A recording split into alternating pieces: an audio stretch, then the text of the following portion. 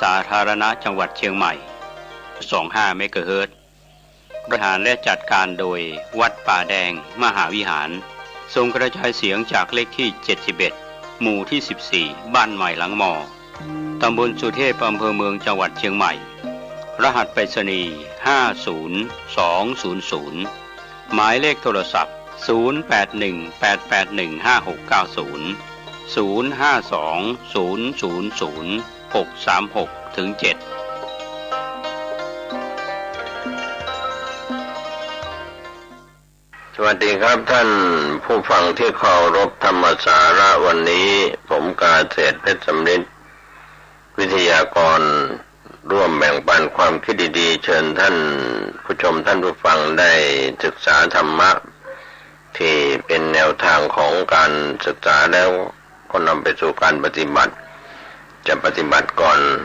แล้วมาศึกษาตามคัมภีร์ทางพระพุทธศาสนาก็ได้หรือจะศึกษาก่อนปฏิบัติธรรมก็ได้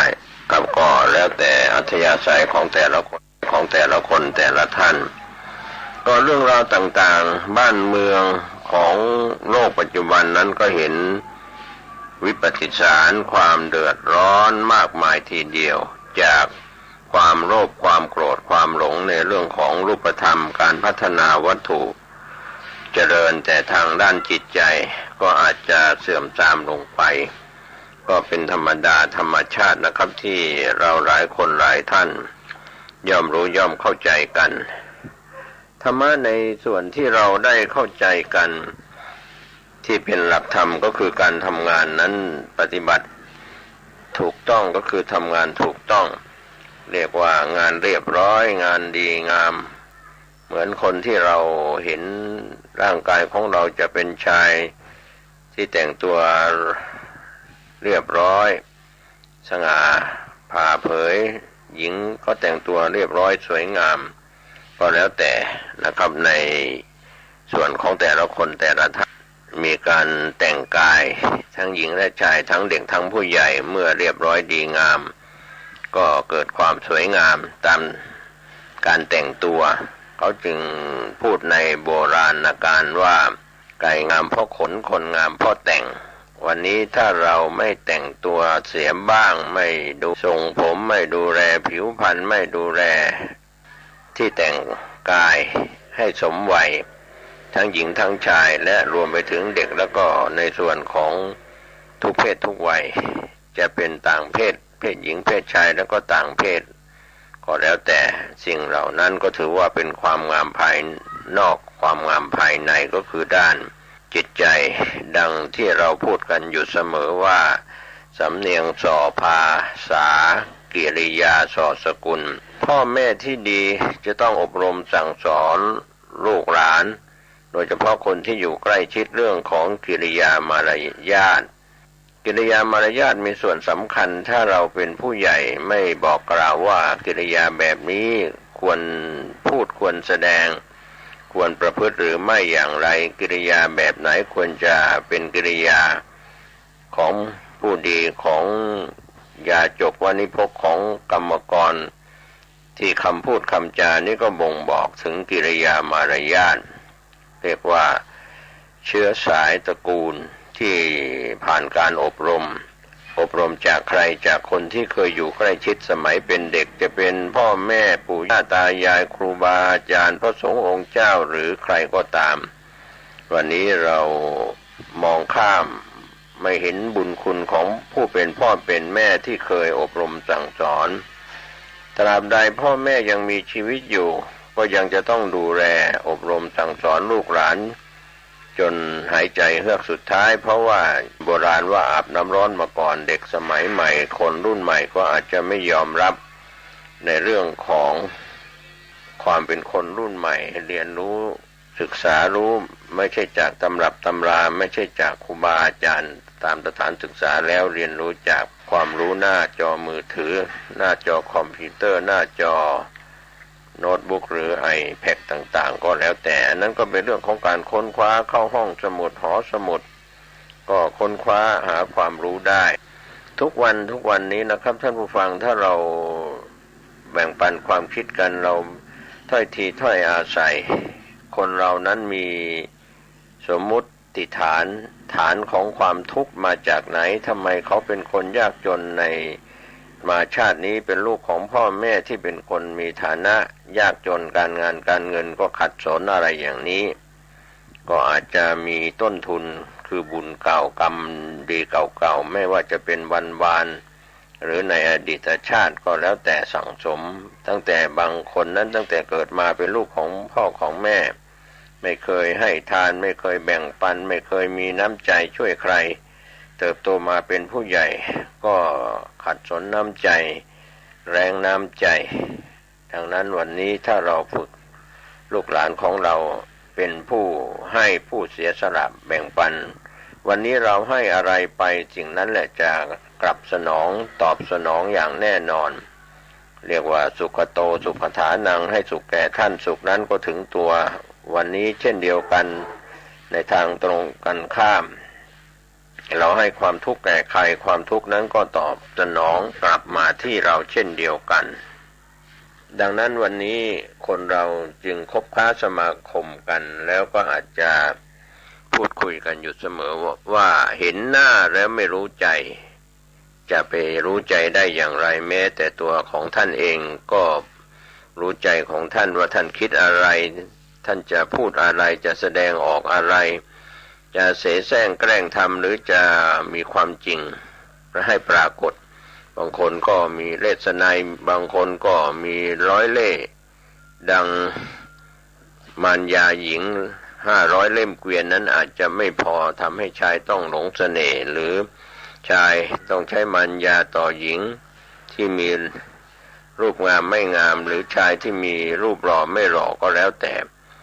สิ่งที่เสแสร้งแกล้งทำนั้นก็เป็นเรื่องราวทำให้เราได้คิดว่าคนเรานั้นมีรูปงามมาแล้วแต่กลายเป็นคนงามที่ถูกเขาหลอกเขาลวงไปชื่อปัจจุบันเราก็บอกว่าโสเพณีโสเพณีแปลว่าหญิงงามในสมัยอดีตนั้นในสมัยโบราณในอินเดียโบราณก็บอกว่าหญิงงามเมืองชื่อว่าโสเพณีคือมีรูปร่างสวยงามนะครับผิวพรรณวรรณะดีก็มีเรื่องที่น่าจะเป็นอุทาหรณ์เตือนใจกับคนยุคใหม่ยุคปัจจุบันเรื่องเล่าที่ปรากฏในสมัยอินเดียโบราณ 2,500 กว่าปีมาแล้วก็คือนางสิริมานั้นเป็นหญิงมีความสวยงามเป็นที่ต้องตาต้องใจของคนทั้งหลายนางเป็นหญิงงามเมืองชื่อว่าโสเพณีนั่นแหละครับประจำกรุงราชคฤห์วันหนึ่งได้ทำร้ายนางอุตราซึ่งเป็นธิดาของปุณณเศรษฐีแล้วก็เป็นภรรยาของสุมาณเศรษฐีบุตรแต่นางอุตราก็ไม่โกรธนะครับท่านผู้ฟังเป็นคนไม่โกรธนี่ได้เปรียบเพราะนางมีใจสูงเนื่องจากเป็นอุบาสิกาผู้สำเร็จเป็นพระโสดาบันเป็นศิษย์พระตถาคตแล้วกลับช่วยเหลือนางสิมาป้องกันไม่ให้พวกทาสีนั่นของตนออกไปทำร้ายนางสิริมาหญิงงามเมืองเสียอีกทำให้นางสิริมาได้สำนึกผิดขอโทษนางอุตราที่ต้องการให้นางอุตราพอใจตนก็ทูลขอขมาต่อพระพุทธเจ้าผู้เสด็จมาเสวยพระกยาหารพร้อมกับพระภิกษุที่บ้านของนางนะครับก็เป็นเรื่องที่นางอุตราในวันนั้นปรากฏภาพออกมาว่าความไม่โกรธแสดงไม่โกรธเนี่ยก็ถือว่าเป็นเมตตาธรรมชั้นสูงทีเดียวนะครับท่านผู้ฟังวันนี้หลายท่านมีความอดทนอดกลั้นไม่โกรธเป็นตัวอย่างใครทำได้ก็ถือว่าเป็นผู้ใหญ่ใจดีเป็นเด็กใจดีเป็นหนุ่มสาวใจดีก็แล้วแต่ดังนั้นถ้ามองไปในอดีตเมื่อ 2,500 กว่าปีนั้นนางสิริมาเนี่ยหลังจากได้บรรลุธรรมฟังธรรมคำสอนของพระพุทธเจ้าเป็นพระโสดาบันปิดประตูอบายภูมิแล้วได้ฟังธรรมคำสอนของพระพุทธเจ้าตอนหนึ่งว่าพึงชนะคนโกรธด้วยการไม่โกรธพึงชนะคนไม่ดีด้วยความดีพึงชนะคนตนีหวงแหนด้วยการให้ด้วยการเสียสละพึงชนะคนพูดเหลาะแหละด้วยคำพูดที่เป็นจริง ดังนั้นนางสิริมาซึ่งเป็นหญิงงามเมืองเป็นโสเภณีได้บรรลุโสดาบันแล้วก็ทูลนิมนต์พระพุทธเจ้าในวันรุ่งขึ้นเพื่อถวายทานเป็นอันมากแล้วก็ถวายพัดกับภิกษุ8 รูปเธอนิมนต์พระสงฆ์8 รูปมารับบิณฑบาตที่บ้านของนางสิริมานับแต่นั้นเป็นต้นมาภิกษุ8 รูปก็ได้รับสังฆทานที่บ้านของนางเป็นประจำนางสิริมานั้นเอ่ยปากว่านิมนต์พระคุณเจ้ารับเนยใสรับ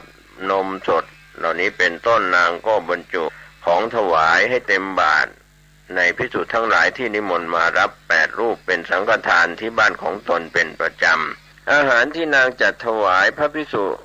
รูปหนึ่งย่อมเพียงพอสำหรับภิกษุอีก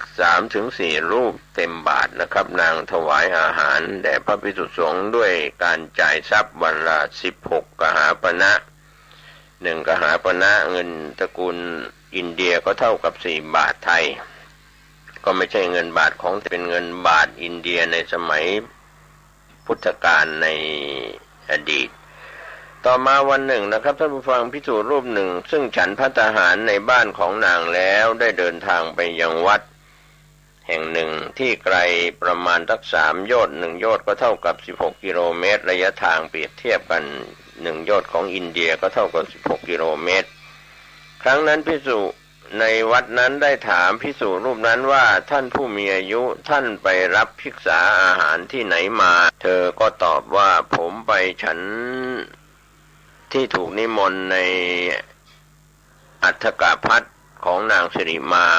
1 ใน 8 รูปภิกษุก็ถามอีกว่าท่านผู้มีอายุนางถวายของท่านน่าพอใจไหม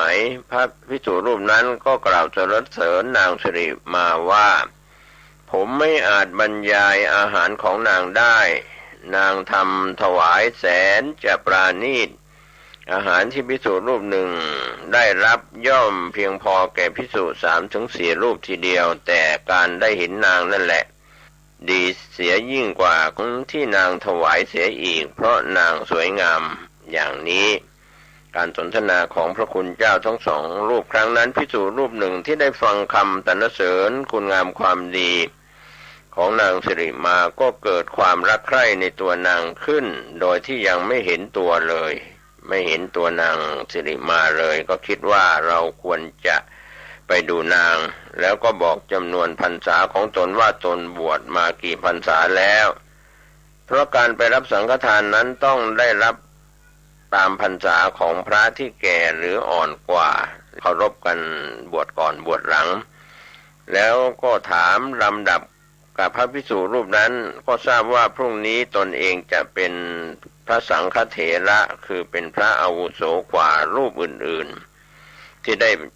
ได้นิมนต์ถูกนิมนต์ไปฉันที่บ้านของนางสิริมาจึงรีบคว้าบาตรและจีวรของตนหลีกไปในขณะนั้นนั่นเองเพื่อมุ่งเข้าไปสู่วัดในตัวเมืองในวันรุ่งขึ้นเธอได้ไปยืนคอยที่โรงพักโรงฉันแต่เช้าตรู่แล้วก็ได้พระสังฆเถระไปรับสังฆทานที่บ้านของนางสิริมาวันนั้นนางสิริมาเจ็บหนักป่วยไม่สบายในเวลาที่พระภิกษุชุดเมื่อวันวานฉันแล้วจากไปนั่นเองนางสิริมาได้เกิดป่วยขึ้นด้วยโรคชนิดหนึ่งจึงเปลื้องผ้าอาภรณ์แล้วก็นอนขณะนั้นพวกทาสีคนใช้ของนางเห็นพระภิกษุทั้งหลายผู้ได้อัฏฐกภัทที่ถูกนิมนต์วันละ8 รูป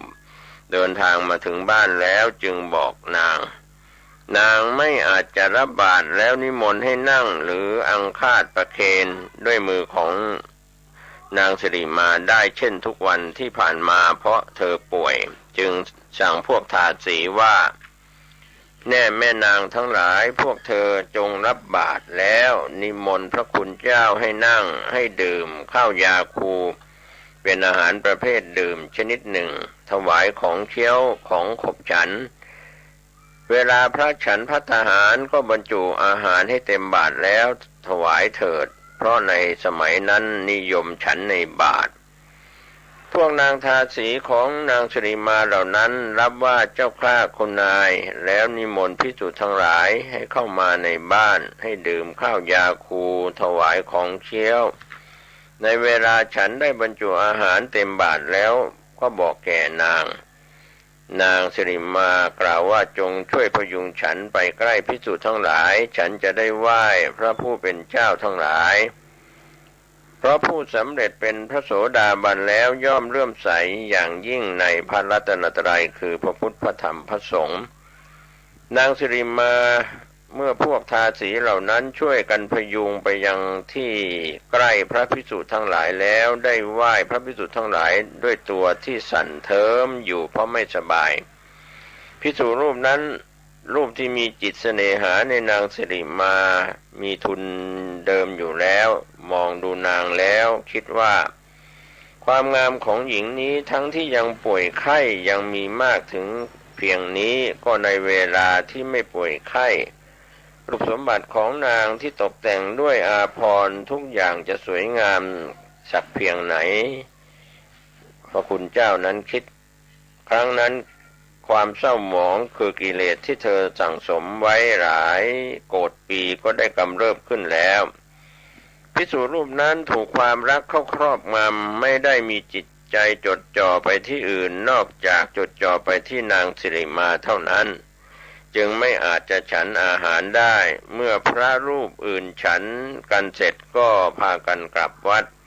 พระรูปนั้นก็ได้ถือบาตรของตนกลับวัดทั้งที่ยังไม่ได้ฉันอาหารในบาตรเลยเมื่อถึงวัดแล้วก็ปิดบาตรวาง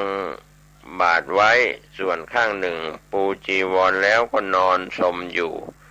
แม้พระที่เป็นเพื่อนกันก็พากันพูดอ้อนวอนให้ฉันก็ไม่ยอมฉันต่อมาไม่นานนางสิริมาหญิงงามเมืองโสเภณีก็ได้ถึงแก่กรรมตายลงในเวลาเย็นของวันนั้นนางสิริมาได้ถึงแก่กรรมเพราะการป่วยครั้งพระราชาแห่งแคว้นมคธทรงส่งพระราชสารไปถวายพระพุทธเจ้าว่าข้าแต่พระองค์ผู้เจริญนางสิริมาน้องสาวหมอชีวกได้ถึงแก่กรรมเสียแล้วพระพุทธเจ้าทรงทราบเรื่องจึงส่งข่าวไปยังพระราชาว่าอย่าเพิ่งเผาศพนางสิริมาขอให้พระองค์ทรงรับสั่งให้นำศพนางสิริมาไปเก็บไว้ในป่าช้าผีดิบแล้วให้รักษาไว้โดยที่อีกาและสุนัขจะไม่กัดกินได้พระราชาทรงให้กระทำตามที่พระพุทธองค์ทรงรับสั่งเมื่อผ่านไป3 วันแล้วพอถึงวันที่4ศพก็พองอืดมีกลิ่นเหม็นมีหนอนขึ้นทั่วร่างกายขึ้นอืดแตกปริออกพระราชาทรงรับสั่งให้ตีกลองเป่าประกาศให้ทราบทั่วกันทั้งเมืองว่าให้ทุกคนไปในเมืองนั้นไปดูศพนางสิริมาเว้นไว้แต่เด็กเฝ้าบ้านถ้าผู้ใดไม่ไปจะถูกปรับสินไหม8 กหาปณะทุกคนก็เป็นค่าเงินในสมัยนั้นพร้อมกันนั้นพระราชาได้ทรงส่งพระราชสารไปยังพระพุทธเจ้าว่าขอทูลอาราธนาพระพุทธองค์พร้อมด้วยพระภิกษุสงฆ์จงมาดูศพนางสิริมาพระพุทธเจ้าจึงทรงรับสั่งให้แจ้งแก่ภิกษุทั้งหลายว่าเราทั้งหลายจะไปดูศพนางสิริมาด้วยกันครั้งนั้นพระภิกษุหนุ่มรูปนั้นซึ่งไม่ยอมเชื่อฟังคำของใครนอนแส้วอดอาหารอยู่ถึง4 วันแล้วข้าวในบาตรก็บูดไปหมดแล้วทั้งบาตรก็มีสนิมขึ้นพอได้ยินพวกภิกษุที่เป็นสหายมาบอกว่าท่านผู้มีอายุพระศาสดาจะเสด็จไปทอดพระเนตรนางสิริมาแม้จะหิวโหยเป็นกำลังก็รีบลุกขึ้นทันทีพร้อมพูดว่าท่านพูดอะไรนะเมื่อพระภิกษุสหายตอบว่าพระศาสดาจะเสด็จไปทอดพระเนตรนางสิริมาท่านจะไปด้วยไหมก็รีบตอบทันทีว่าไปครับพูดแล้วก็เทข้าวล้างบาตรใส่ถลกได้ไปพร้อมกับพระภิกษุสงฆ์พระพุทธเจ้ามีหมู่ภิกษุสงฆ์แวดล้อมได้เสด็จไปประทับยืนอยู่ข้างหนึ่งในป่าช้าผีดิบกลุ่มภิกษุณีพระผู้หญิงก็อยู่ตามเหล่านางภิกษุณี อุบาสกก็อยู่ตามเหล่าของอุบาสกผู้ชายอุบาสิกาก็อยู่ตามเหล่าของอุบาสิกาผู้หญิงข้าราชการราชบริษัทก็อยู่ตามเหล่าข้าราชการบริษัทไม่ปะปนกันพร้อมทั้งมีประชาชนมาดูกันมากเพราะถูกเกณฑ์มาด้วยทั้งนี้ก็เพื่อจะให้เห็นความจริงแห่งชีวิตตามหลักในทางพระพุทธศาสนาเพื่อให้ปล่อยละความยึดมั่นในทรัพย์สมบัติแล้วก็ตัวตนร่างกายจะได้มีโอกาสบำเพ็ญกุศลได้มากขึ้นไม่มัวหลงงมงายอยู่ในสิ่งทั้งหลายจนลืมตัวการไปดูศพของนางสิริมาหญิงงามเมืองครั้งนี้เพราะนางงามผู้มีชื่อเสียงโด่งดังในยุคนั้นทำให้ผู้ดูเห็นความจริงของชีวิตในแง่มุมต่างๆได้เป็นอย่างมากพระพุทธเจ้าทรงแสดงธรรมด้วยทรงชี้ให้เห็นของจริงซึ่งปรากฏอยู่เฉพาะหน้าจึงได้ตรัสถามพระราชาว่านางนี้ชื่ออะไรมหาบพิตรพระราชากราบทูลว่าน้องหมอชีวกชื่อสิริมาพระเจ้าข้าพระพุทธเจ้าตรัสถามว่านางสิริมาหรือนี่พระราชากราบทูลว่านางสิริมาพระเจ้าข้าพระพุทธองค์ตรัสว่าถ้าอย่างนั้นขอให้พระองค์รับสั่งให้ตีกลองเปล่าร้องแก่คนทั้งหลายว่าใครให้ทรัพย์1,000จงเอานางสิริมาไปแม้พระราชาจะทรงให้ประกาศออกไปเช่นนั้นแล้วก็ไม่มีใครสักคนเดียวที่จะขอรับนางสิริมาไปพระองค์ตรัสให้พระราชาลดทรัพย์ลงไปตามลำดับจนถึงให้เปล่าให้ฟรีก็ไม่มีใครขอรับนางสิริมาไปแม้แต่คนเดียวพระพุทธเจ้าจึงตรัสกับภิกษุทั้งหลายว่าดูก่อนภิกษุทั้งหลายเธอทั้งหลายจงมาดูผู้หญิงที่เป็นที่รักของประชาชน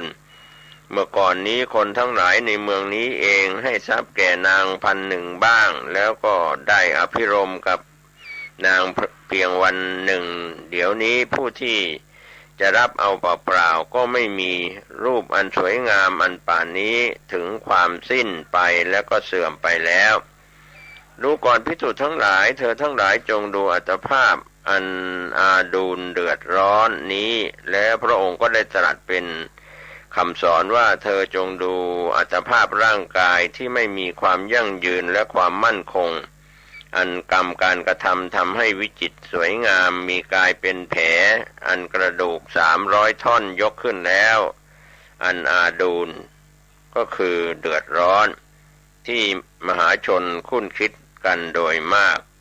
เมื่อพระพุทธเจ้าตรัสคำสอนนี้จบลงผู้บรรลุมรรคผลเป็นจำนวนมากส่วนพระภิกษุรูปนั้นได้สำเร็จเป็นพระโสดาบันคือพระภิกษุที่หลงรักนางสิริมาฝ่ายนางสิริมานั้นครั้นถึงแก่กรรมจากโลกนี้ไปแล้วเพราะเหตุที่นางเป็นพระโสดาบันได้สั่งสมบุญกุศลคุณงามความดีไว้ด้วยการให้ทานด้วยการรักษาศีลและด้วยศรัทธาที่มั่นคงในพระพุทธพระธรรมพระสงฆ์จึงไปอุบัติเป็นเทพธิดาในสวรรค์ชั้นปรนิมมิตวสวดีเป็นสวรรค์ชั้นที่6ในเทวโลกได้เสวยสุขสมบัติเป็นอันมากในสวรรค์ชั้นนี้นี่แหละก็เป็นเรื่องราวที่พาท่านผู้ฟังไปศึกษาเรื่องของหญิงงามเมืองซึ่งเป็นน้องสาวของหมอชีวกโกมารพัฒน์ก็ปัจจุบันหลักฐานวัดชีวกอัมพวันก็มีหลักฐานปรากฏอยู่ที่ประเทศอินเดียซึ่งหมอชีวกโกมารพัฒน์นั้นเป็นอุบาสกที่เป็นพุทธอุปถากพระพุทธเจ้าถวายเภสัชถวายยาแบบแพทย์แผนโบราณถวายแด่พระภิกษุมีพระพุทธเจ้าเป็นประธานดังนั้นน้องสาวของหมอชีวกโกมารพัฒน์ก็คือนางสิริมาเป็นหญิงงามเมืองดังกล่าวก็คนตายที่เราได้ไปพิจารณาศพไปร่วมงานศพนะครับท่านผู้ฟังหลายท่านก็อาจจะไม่เห็นในปัจจุบันนะครับก็ใส่อยู่ในโรงศพอยู่ในมีสถานที่เก็บคือโรงศพนั้นมิดชิดไม่เห็นสรีระจะเห็นตอนที่สัปเหร่อ จะนำเข้าเมนเพื่อจะทำการชาปนกิจหรือพระราชทานเพลิงศพเท่านั้นส่วนในสมัยอดีตถ้าเรามองไปตามความเชื่อแบบโบราณก็คือยุคเก่าก่อนนั้นศพนั้นก็เอาไปไว้ที่ป่าช้านั้นก็เป็นที่รวมของสรีระซากศพเน่าแล้วเน่าอีกหรือ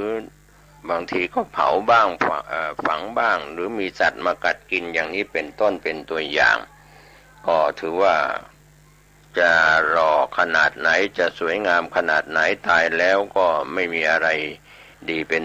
แก่นเป็นสารก็มีสรีระที่ผุพังเน่าไปเปื่อยไปทำลายไปจนถึงที่สุดก็เหลือแต่เท่าฐานหรือกระดูกอะไรอย่างนี้เป็นต้นเป็นตัวอย่างก็ได้ข้อคิดกันว่าเราจะเป็นพระราชามหากษัตริย์จะมีฐานะการงานการเงินร่ำรวยขนาดไหนวันที่เราม้วยมรณาคือความตายมาเยือนทุกคนนะครับหลีกเลี่ยงไม่ได้เราก็จะมาถึงวันนี้แต่คุณงามความดีที่เราได้ทำไว้เท่านั้นที่จะติดตัวตามตนไป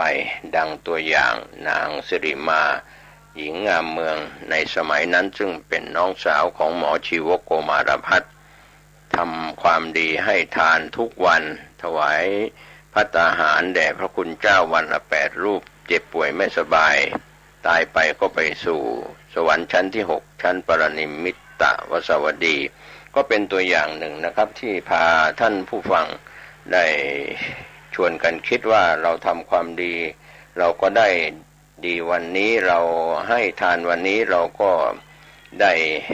ด้ความดีคือความตนีหายไปรักษาศีลวันนี้เราก็ได้ความประพฤติที่ดีสำเนียงสอภาษากิริยาสุนที่ดีๆวันนี้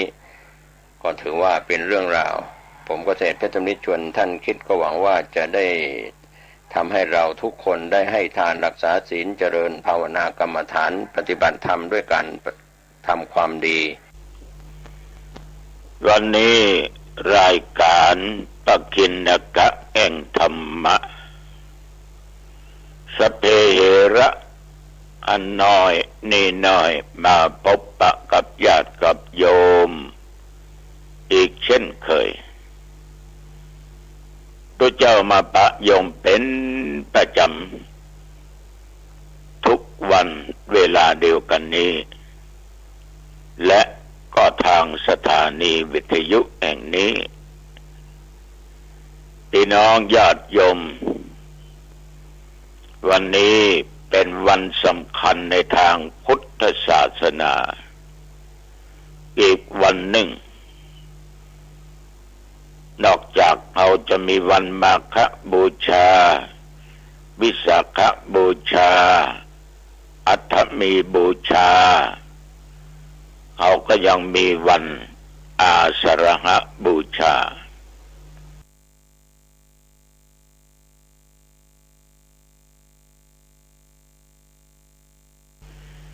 เป็นวันศีลวันธรรมอันยิ่งใหญ่ของพระพุทธเจ้าวันนี้เป็นวันที่พระพุทธองค์ทรงแสดงธรรมเทศนากันแรกโปรดปัญจวัคคีย์ทั้ง5คือฤาษีพวก5ณที่ป่าอิสิปตนมคทายวันแขวงเมืองพาราณสีการแสดงธรรมจักรในครั้งนั้นจบไปอัญญาโกณฑัญญะหรือโกณฑัญญะพราหมณ์นั้นได้ดวงตาหันธรรมเกิดศรัทธาเกิดความเลื่อมใสจึงขอบวชพระพุทธองค์ก็ทรงบวชให้โดยพระองค์เองตามภาษาบาเอหิภิกขุอุปสัมปทาฉะนั้นวันนี้จึงเป็นวันอัศจรรย์และสำคัญเป็นวันเกิดพระรัตนตรัยครบ3คือพุทธรัตนะธรรมรัตนะสังฆรัตนะเขามีพระสงฆ์เป็นองค์แรกในพระพุทธศาสนาพี่น้องศรัทธาญาติโยม วันนี้เอาถือว่าเป็นวันทำบุญอันยิ่งใหญ่เป็นวันเข้าพรรษาในฤดูฝน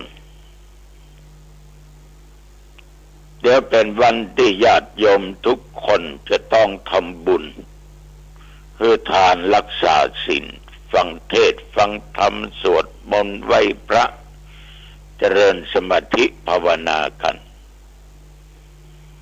เอาละญาติโยมต่อไปนี้ขอทุกคนเอาพระพุทธเจ้านั่งอยู่ในจิตในใจนั่งอยู่ในจิตในใจแต่มาบอกไปเลยว่า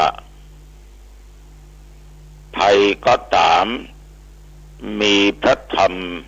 มีพระวินัยคือศีลสิกขาบทอยู่ในจิตในใจ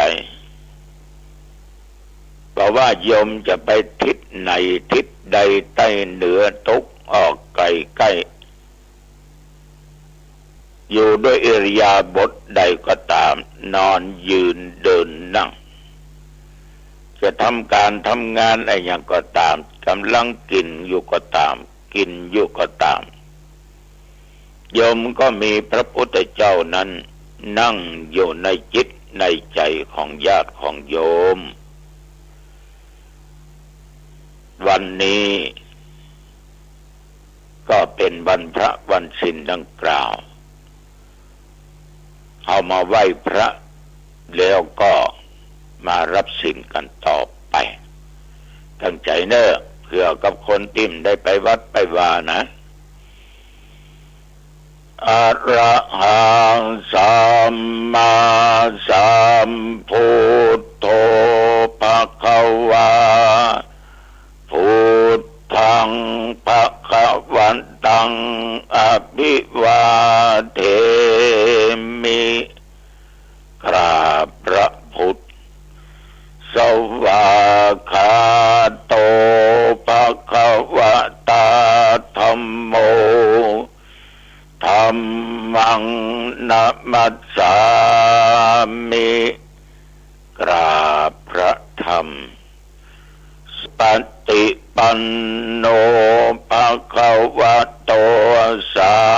วกสังโฆสังฆังนะมามิกราบพระสงฆ์ต่อไปตั้งใจกล่าวคำนมัสการพร้อมกับรับศีลไปเป็นข้อปฏิบัติประจำชีวิตประจำวันของญาติของโยมนะโมตัสสะภะคะวะโตอะระหะโตสัมมาสัมพุทธัสสะนะโมตัสสะภะคะวะโตอะระหะโตสัมมาสัมพุทธัสสะนะโมตัสสะภะคะวะโตอะระหะโตสัมมาสัมพุทธัสสะพุทธังสรณังคัจฉามิธัมมังสรณังคัจฉามิสังฆังสรณังคัจฉามิทุติยัมปิพุทธังสรณังคัจฉามิทุติยัมปิธัมมังสรณังคัจฉามิทุติยัมปิสังฆังสรณังคัจฉามิตติยัมปิพุทธังสรณังคัจฉามิตติยัมปิธัมมังสรณังคัจฉามิตติยัมปิสังฆังสรณังคัจฉามิต่อไปสมาทานตั้งอกตั้งใจเอาข้อศีลเป็นข้อวัดปฏิบัติศีลข้อแรกคือเว้นจากการฆ่าสัตว์ทุกชนิดปานาติปาตาเวระมณีสิกขาปะทังสมาธิยามิศีลข้อที่สองละเว้นจากการลักการโลภการโกงของคนอื่น ที่เจ้าของเปิ้นได้ให้เอามาเป็นของตนอะทินนาทานาเวระมณีสิกขาปะทังสมาธิยามิสำหรับศีลข้อที่3นั้นห้ามประพฤติผิดในกามนอกใจสามีภรรยาของตัวเองกามเมสุมิจฉาจาราเวระมณีสิกขาปะทังสมาธิยามิสำหรับศีลต่อไปข้อที่4ห้ามกล่าวคำเท็จคำพดคำบ่จริงคำหยาบคำส่อเสียดติฉินนินทามุสาวาทาเวระมณีสิกขาปะทังสมาธิยามิ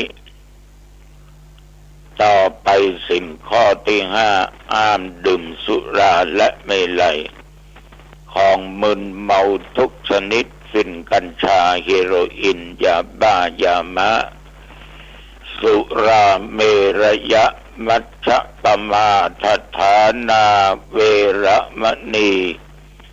สิกขาปะทังสมาธิยามิ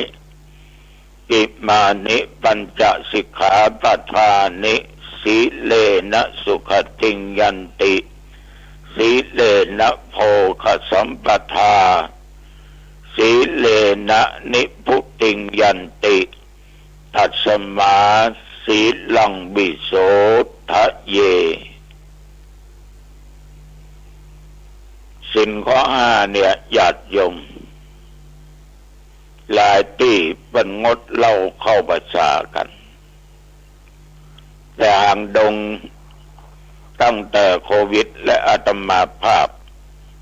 อาพาธมาได้นำญาติโยมผู้ที่จะมีจิตเป็นกุศลเรียกว่าผู้นำทำได้งดเว้นในระหว่างพรรษาคือดื่มสุราเมลัยของมึนเมาทุกชนิดก็บ่ได้ทำกันมาหลายปีเพราะอาพาธแต่ต้องขออนุโมทนาขอบใจต่อญาติต่อโยมแต่ละวัดแต่ละวาที่ได้นำญาติโยมงดเหล้าเข้าพรรษากรมอุตุประกาศว่ากรมอุตุประกาศว่าตั้งแต่ตะวันบ่ามาถึงปัจจุบันนี้เที่ยวในบริเวณวัดหนองตองใกล้เคียงวัดหนองตอง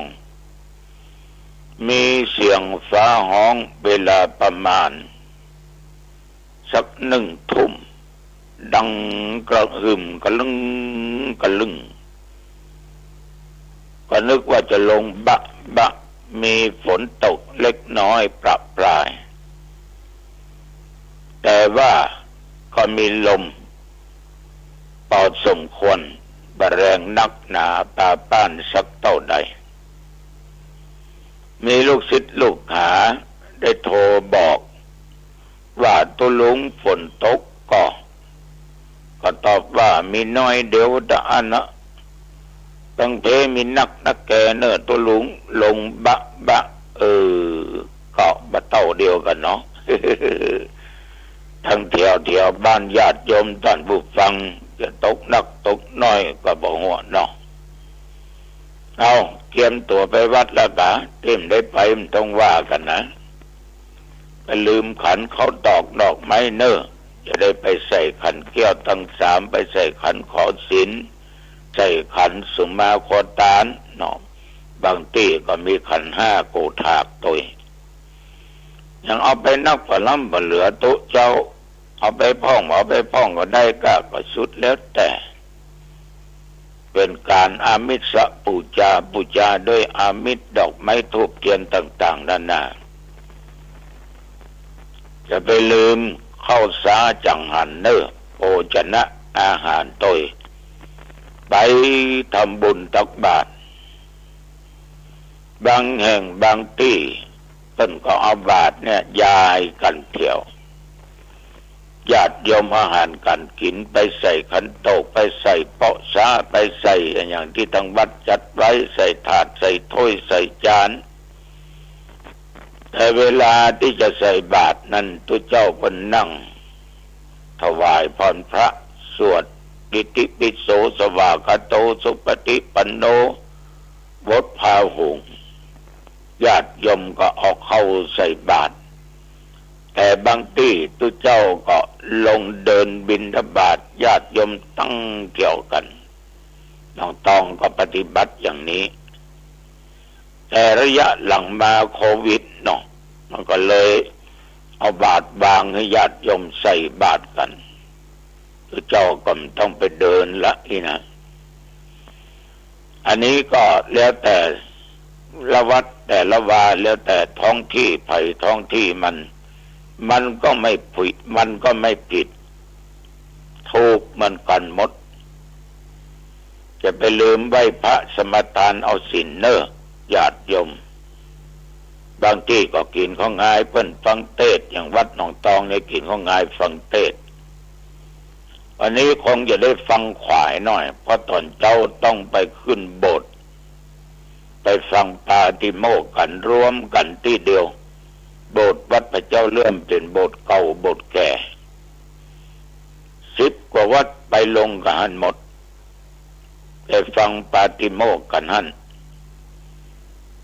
ยุกจากอุโบสถมาก็จะขึ้นวิหารปันศีลปันยังญาติโยมแล้ววันนี้ตุเจ้าตัวเนี้ยจะเป็นองค์เทศทำเรื่องอานิสงส์เข้าพรรษาญาติโยมทั้งหลายได้ฟังกันเนาะน้องตองมันกิ่งของงายไปฟังเทศนะหังมะอังแมนด้วยเฮ้ยเอาลองเปลี่ยนแล้วเอาเมื่อตอนสัก2 โมง 3 โมงนี่นะมันมีไผมากันนักเปิ้นปฏิบัติกันว่าอย่างนั้นมันจังวิทย์เขาตอนนะฉะนั้นทุกเจ้ามาถึงจะเป็นต้องฉันเข้าห้องต้องเห็นหน่อย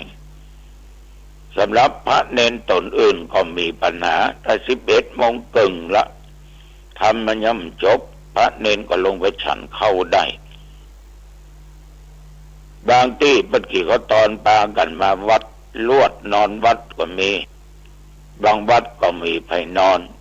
มันก็หายไปนักแก่เขี่ยมไปนักแก่ได้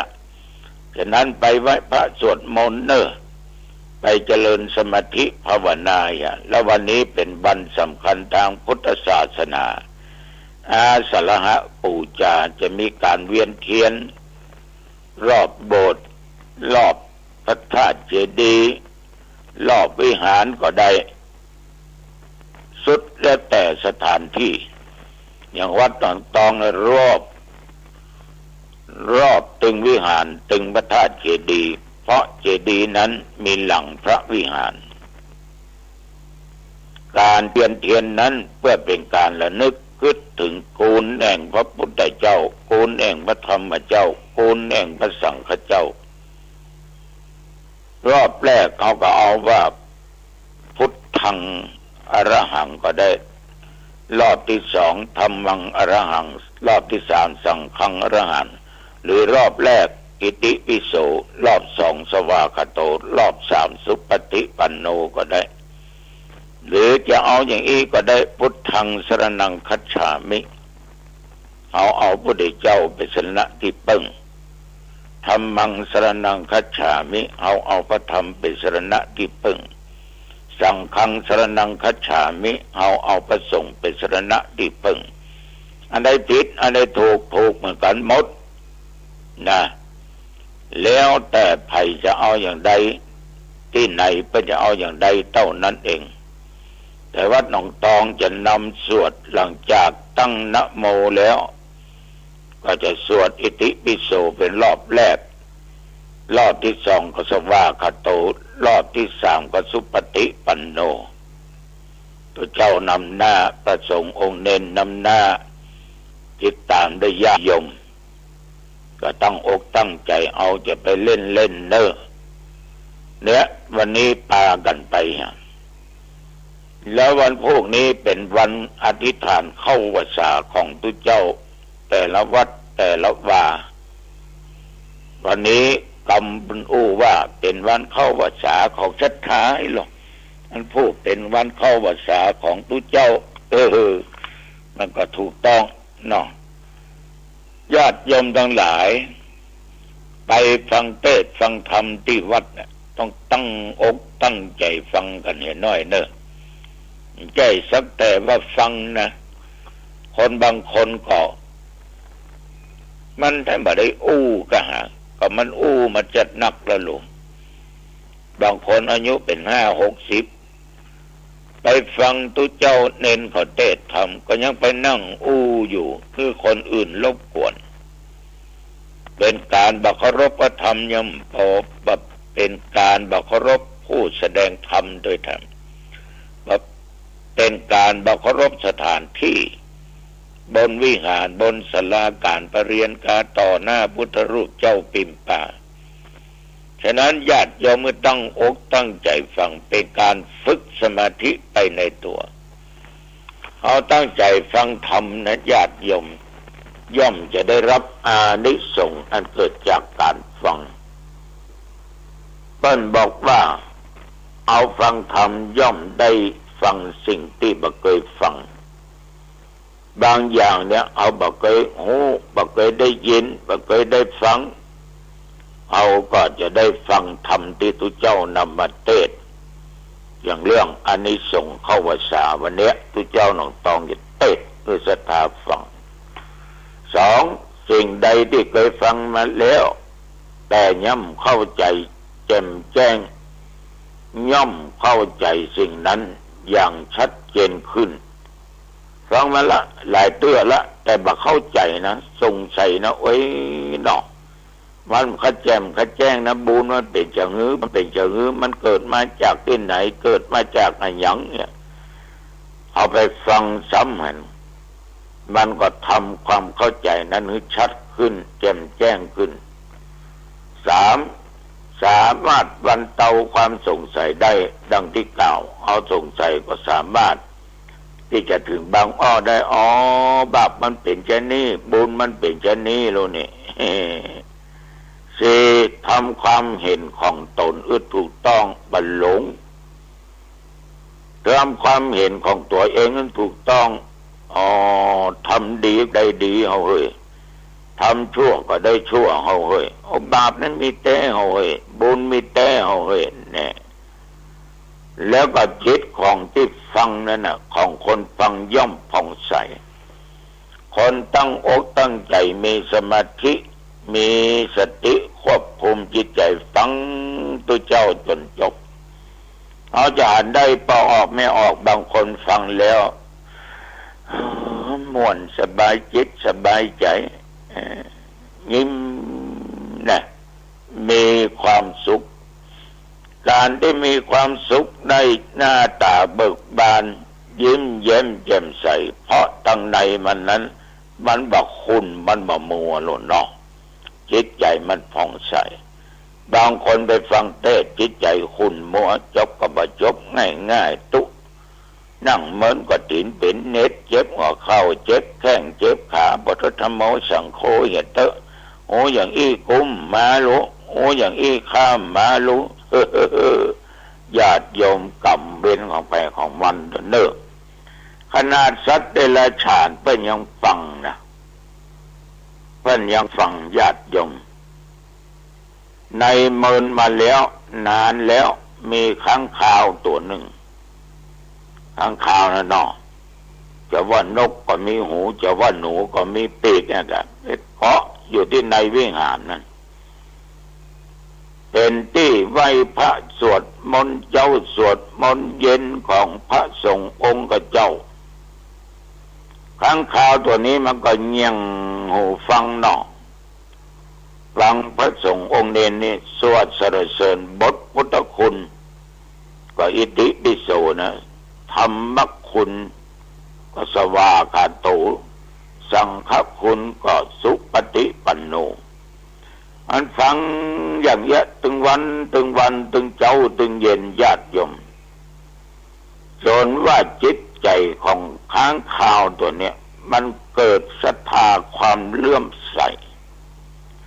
จิตมันนิ่งจิตมันเป็นสมาธิตั้งมั่นเบาหวั่นไหวพอมันฟังผู้เจ้าผู้เย็นเนาะ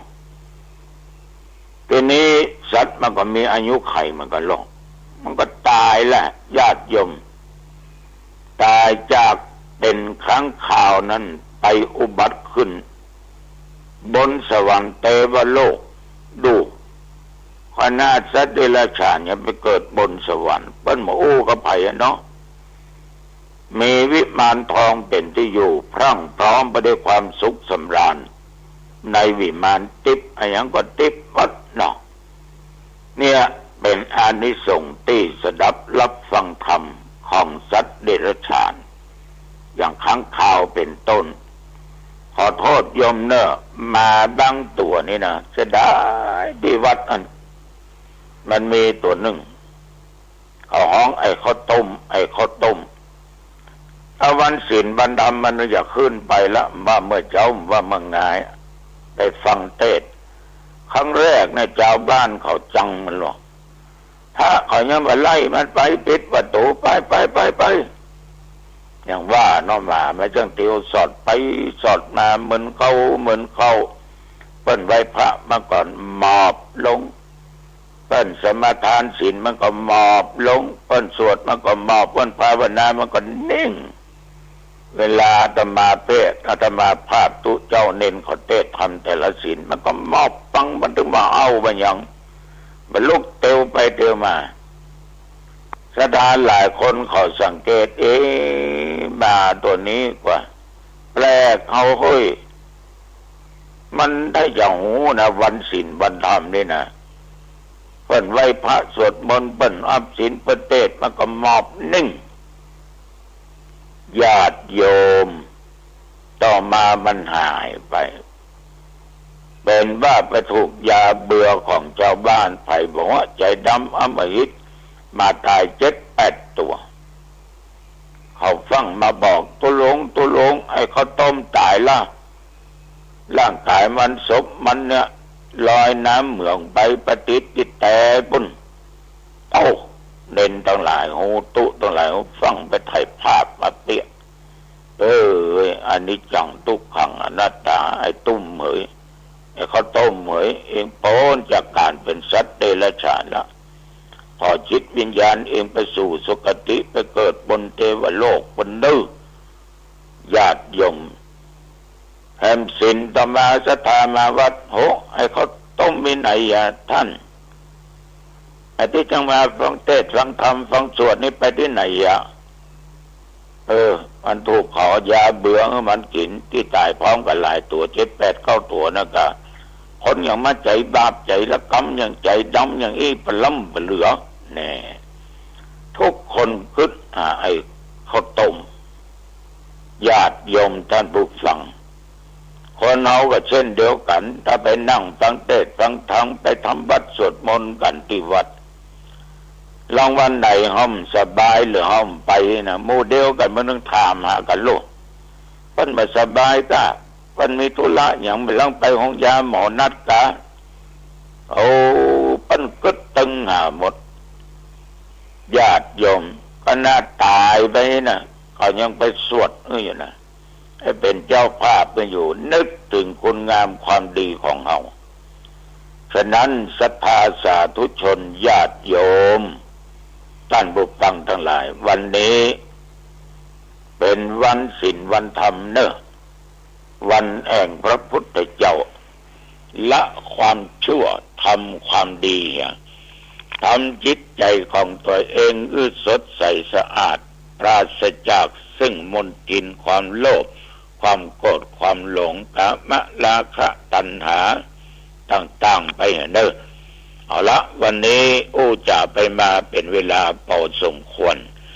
อายุวันโนสุขังพลังพบกันใหม่โอกาสหน้าเจริญพรข่าวสารเพื่อการประชาสัมพันธ์กำหนดการฟังเทศรายการรถด่วนขบวนพิเศษฤดูกาลเข้าพรรษาปี 2565 จัดโดยคณะสงฆ์จังหวัดเชียงใหม่องค์กรเครือข่ายชาวพุทธจังหวัดเชียงใหม่ดำเนินงานโดยกลุ่มหนุ่มสาวจังหวัดเชียงใหม่ 12ขบวนมีขบวนแรกตรงกับวันที่21กรกฎาคม2565แรม8ค่ำเดือน10เหนือไปยังพุทธฐานเชียงใหม่20 นาฬิกาสภาวัฒนธรรมอำเภอเมืองเชียงใหม่เป็นเจ้าภาพฟังพระธรรมเทศนา1กันขบวนที่2เป็นวันที่28กรกฎาคม2565แรม15ค่ำเดือน10เหนือมายังพุทธสถานเชียงใหม่20 นาฬิกาจัดกิจกรรมวันเฉลิมพระชนมพรรษาพระบาทสมเด็จพระเจ้าอยู่หัวกลุ่มหนุ่มสาวจังหวัดเชียงใหม่เป็นเจ้าภาพขบวนที่3วันที่5สิงหาคม2565ขึ้น8ค่ำเดือน11เหนือไปยังวัดศรีมารามตำบลสันกลางอำเภอสันกำแพงจังหวัดเชียงใหม่20 นาฬิกาฟังพระธรรมเทศนา1กันขบวนที่12สิงหาคม2565ขึ้น15ค่ำเดือน11เหนือกลับมายังพุทธสถานตำบลช้างคานอำเภอเมืองเชียงใหม่จัดกิจกรรมวันแม่กลุ่มหนุ่มสาวจังหวัดเชียงใหม่เป็นเจ้าภาพ20 นาฬิกาขบวนที่5เสาร์ที่20สิงหาคม2565แรม8ค่ำเดือน11เหนือเดินทางไปยังขวงพญามังรายตำบลศรีภูมิอำเภอเมืองเชียงใหม่จังหวัดเชียงใหม่ฟังพระธรรมเทศนา1กันจัดงานโดยวัดพระธาตุดอยสุเทพเป็นเจ้าภาพขบวนที่26สิงหาคม2565แรม14ค่ำเดือน11เหนือไปยังวัดโชติกุลสวรรณารามวัดหมูบุญตำบลสุเทพอำเภอเมืองเชียงใหม่จังหวัดเชียงใหม่20 นาฬิกาฟังพระธรรมเทศนา1กันขบวนที่3กันยายน2565ขึ้น8ค่ำเดือน12เหนือเดินทางไปยังวัดหนองเต่าคำตำบลป่าไผ่อำเภอสันทรายจังหวัดเชียงใหม่20 นาฬิกาฟังพระธรรมเทศนา1กันขบวนที่10กันยายน2565ขึ้น15ค่ำเดือน12เหนือกลับมายังพุทธสถานเชียงใหม่20 นาฬิกาเป็นการจัดงานวันกตัญญูพุทธสมาคมและมูลนิธิพุทธสมาคมเป็นเจ้าภาพขบวนที่18กันยายน2565แรม8ค่ำเดือน12เหนือรถด่วนไปยังวัดลังกาตำบลฟ้าห้ามอำเภอเมืองเชียงใหม่จังหวัดเชียงใหม่20 นาฬิกาฟังพระธรรมเทศนา1กันขบวนที่25กันยายน2565แรม15ค่ำเดือน12เหนือเดินทางไปยังวัดอรัญยวาสตำบลบ้านปงอำเภอหางดงจังหวัดเชียงใหม่20 นาฬิกาฟังพระธรรมเทศนา1กันขบวนที่3ตุลาคม2565ขึ้น8ค่ำเดือนเกียงไปยังวัดสันป่าแดงตำบลต้นเปาอำเภอสันกำแพงจังหวัดเชียงใหม่20 นาฬิกาฟังพระธรรมเทศนา1กันขบวนสุดท้าย10 ตุลาคม2565ขึ้น15ค่ำเดือนเกียงเดินทางไปยังพุทธสถานเชียงใหม่ก็เป็นวันมอบโล่กลุ่มหนุ่มสาวจังหวัดเชียงใหม่เป็นเจ้าภาพในช่วง20 นาฬิกาก็เป็นรายการกำหนดการรถด่วนขบวนพิเศษเทศกาลเข้าพรรษาในปี2565จัดโดยคณะสงฆ์จังหวัดเชียงใหม่องค์กรเครือข่ายชาวพุทธจังหวัดเชียงใหม่โดยมีกลุ่มหนุ่มสาวจังหวัดเชียงใหม่ดำเนินการก็เป็นกำหนดการที่ท่านจะได้ไปร่วมกิจกรรมในส่วนของรถด่วนขบวนพิเศษในปีนี้สวัสดีครับท่านผู้ฟังที่เคารพธรรมสาระวันนี้ผมกาเศรษฐ์เพชรสำริดวิทยากรก็ชวนท่านผู้ฟังผู้มีปัญญาบารมีดีอยู่แล้วมาคิดมาศึกษากันเรื่องเล่าในอดีตบ้างเรื่องเล่าในปัจจุบันและมีความคิดมุ่งไปสู่อนาคตอย่างไรก็มีธรรมะเป็นแกนกลางนะครับก็ถือว่าแบ่งปันกันชวนกันคิดชวนกันพิจารณาพี่รู้สองน้องรู้หนึ่งเรียกว่าเป็นกัลยาณมิตรกันนะครับอย่าไปมองว่าคนเรานั้นมีดีตลอดมีชั่วตลอดก็มีทั้งดีและชั่วมีทั้งสุขและทุกข์ก็ถือว่าเป็นเรื่องธรรมดาที่เราหลายคนหลายท่านในโลกยุคปัจจุบันนี้ ตามความเชื่อของหลายคนก็มองว่าการอาบน้ำเป็นการชำระร่างกายภายนอกที่เราทำงานในหลายชั่วโมงทั้งกลางวันหรือกลางคืนก็ตามจะมีเหงื่อใครไหลออกสู่ผิวหนังก็มีเหงื่อมีใครมีปัสสาวะอุจจาระปัสสาวะนะครับที่เป็นของปฏิกูลไหลออกก็เป็นธรรมดาธรรมชาติของมนุษย์เราโดยทั่วไปแม้คนก็เป็นอย่างนี้สัตว์เดรัจฉานก็ต้องมีการกินแล้วก็ขับถ่ายเป็นอุจจาระปัสสาวะเช่นเดียวกัน ในส่วนเรื่องของการขับถ่ายสิ่งที่เป็นของปฏิกูลทางตาก็เป็นขี้ตาทางหูก็เป็นขี้หูทางจมูกก็เป็นน้ำมูก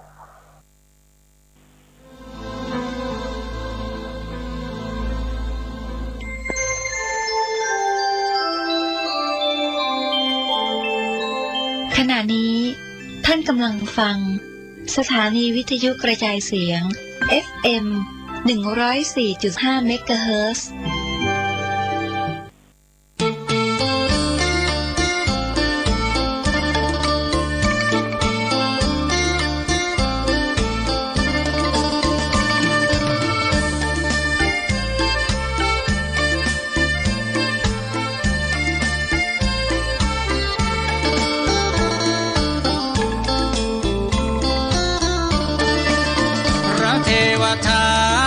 เครื่องหรือไทยเข้าเฝ้าเจ้าชายอาชาติศัตรูทันทีพูดจาหาอุบายเกลี้ยกล่อมเจ้าชายให้หลงในวจีว่ามนุษย์สมัยก่อนนั้นอายุยืนยาวนานนับหมื่นพันปีสมัยนี้สั้นลงเหลือดีลดน้อยถอยเสื่อมลงทุกทีพระองค์อาจสิ้นชีวีก่อนได้ครองแผ่นดิน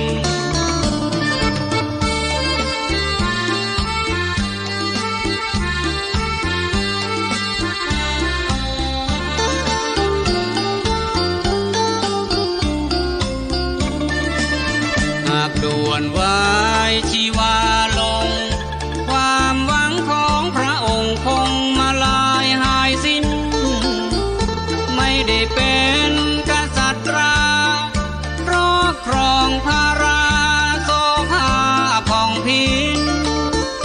อยากจะเป็นพระราชาจงฆ่าพระบิดาให้วายชีวินแล้วขึ้นครองราชบุรินทร์จากเจ้าชายขึ้นสู่พระภูมินทร์เป็นผู้บานของแผ่นดินสิ้นคนเทียมทาน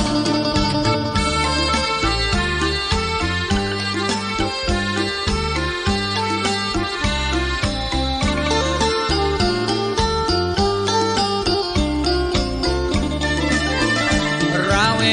งก็จะเร่งไปถ้าพระศาสดาให้ตักใสเร็ววันแล้วขึ้นเป็นพระศาสดาปกครองทรงนานาสองเรามาร่วมกันเจ้าชายอาชาติศัตรูหลงเชื่อคำผู้คิดเห็นเป็นพานเกิดโลภะโทสะโมหะพลันเพราะยังเยาว์วัยอยู่มีรู้การทำปิตุฆาตเทียมหานเจ้าพิมพิสารสิ้นพระชน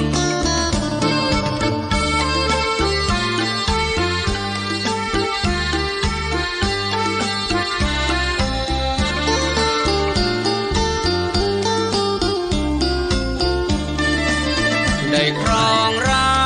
ชบัลลังก์ตามแผนการที่ตั้งวางไว้แยบยลพระเทวทัตบอกอาชาติศัตรูขอนายขมังธนูยอดฝีมือ16 คนพระเทวทัตจัดบัญชาทั้ง16 คนมาซุ่มยิงประทศพลนายธนูนั้นต่างง้างธนูตนง้างแล้วค้างอยู่ดูชอบกลง้างแล้วค้างอยู่จนเหงื่อแตกล้นท่วมกาย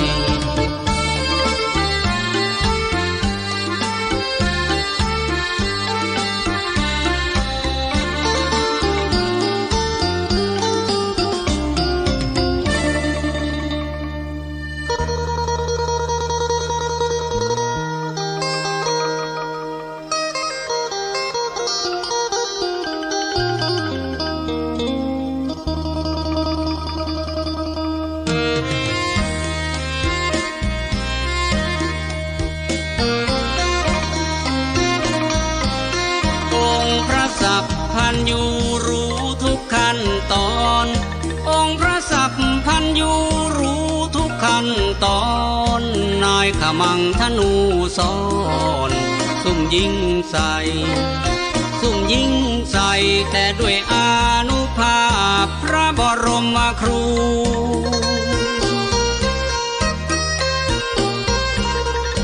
นายขมังธนูยิงไม่ได้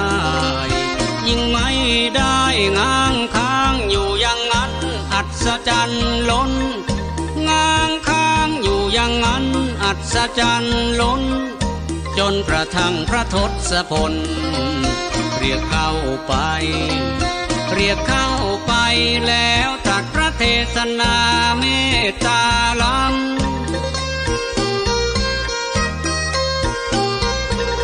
ให้รู้บาปบุญคุณธรรมดื่มดำใจ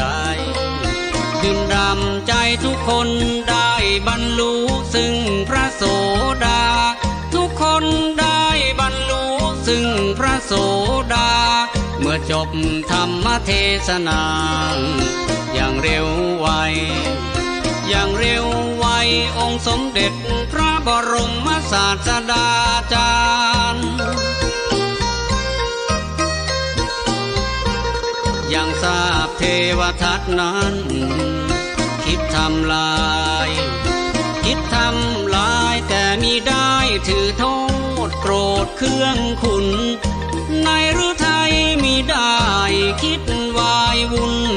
ยังเมตตาการุณตลอดไป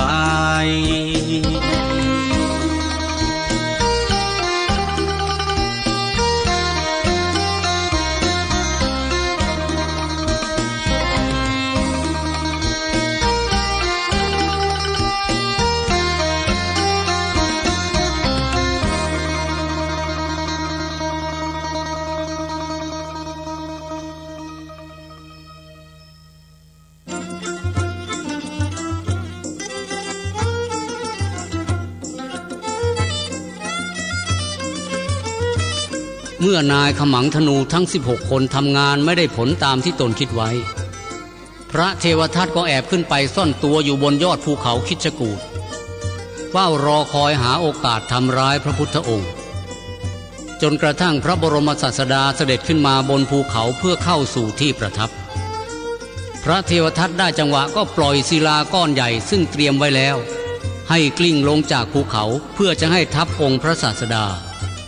ศิลาก้อนใหญ่กลิ้งลงจากภูเขาพุ่งตรงมาที่พระพุทธองค์อย่างรวดเร็วพอใกล้พระพุทธองค์เข้ามาศิลาใหญ่ก้อนนั้นก็พลันแยกแตกกระจายเป็นชิ้นเล็กชิ้นน้อยไปหมดไม่สามารถทำอันตรายแก่พระพุทธองค์ได้มีเพียงสะเก็ดก้อนศิลาชิ้นเล็กๆชิ้นหนึ่งมากระทบพระบาทของพระพุทธองค์จนห่อพระโลหิตนับว่าเป็นอนันตริยกรรมที่พระเทวทัตได้ก่อขึ้นเมื่อไม่บรรลุเป้าหมายพระเทวทัตก็เข้าเฝ้าพระเจ้าอาชาติศัตรูขอช้างส่งชื่อนาลาคิรีเพื่อจะให้ไล่สังหารพระพุทธเจ้าเมื่อได้รับอนุญาตแล้วพระเทวทัตก็เข้าไปหาขวานช้างนาลาคิรีนั้นกล่าวชักชวนขวานช้างต่างๆนานาให้กระทำไปตามแผนทุกอย่างที่วางไว้ว่าถ้าทำสำเร็จจะมีบำเหน็จรางวัลใหญ่ให้จนควานช้างยอมรับใช้ตามแผนการที่บัญชานาลาคิรียามนั้นกำลังตกมันดุร้ายควานให้กินเหล้าอีกหลายไหเพิ่มความดุร้ายให้มากยิ่งขึ้นเหตุการณ์ทั้งหมดพระพุทธองค์ทรงอย่างทราบทุกประการแต่ที่ทรงเสด็จออกบิณฑบาตในเช้าวันนั้นก็เพื่อเป็นการโปรดช้างนาลาคิรีควานช้างเห็นเป็นโอกาสดีก็ปล่อยช้างทันทีหวังเข็นฆ่าพระพุทธองค์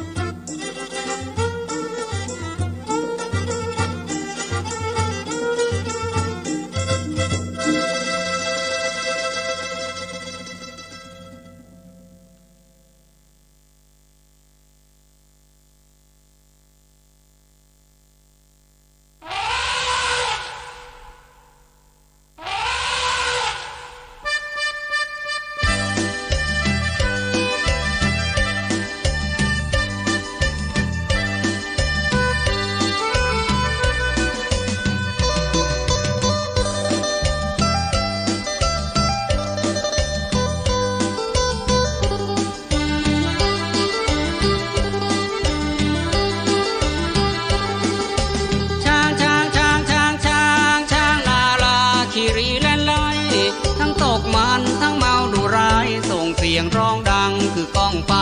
ฟาดงาชูงวงมาแต่ไกลใครขวางเป็นวายทีวี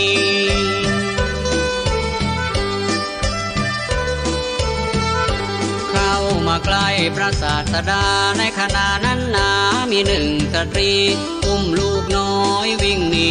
เห็นท่าไม่ดีก็วางลูกไว้ช้างไล่แม่ไปไม่ทันมันก็หันมามุ่งใส่จะเหยียบเด็กน้อยให้แหลกยับย่อยทันใดพระศาสดาจึงบันดาลให้ช้างที่ดุร้ายให้มันหันมา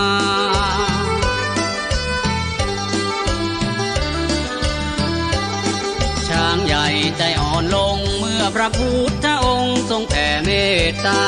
จ้องมองพระศาสดามิได้วางตาท่าทางทางเมาพระตรัสเรียกนาลาคิรีเอ๋ยอย่าช้าเลยจงมาหาเราช้างสุดอัศจรรย์ช้างนั้นก็พลันย่างก้าวเข้ามาหาพระพุทธเจ้าพระนนท์เห็นเขาก็ขวางหน้าไว้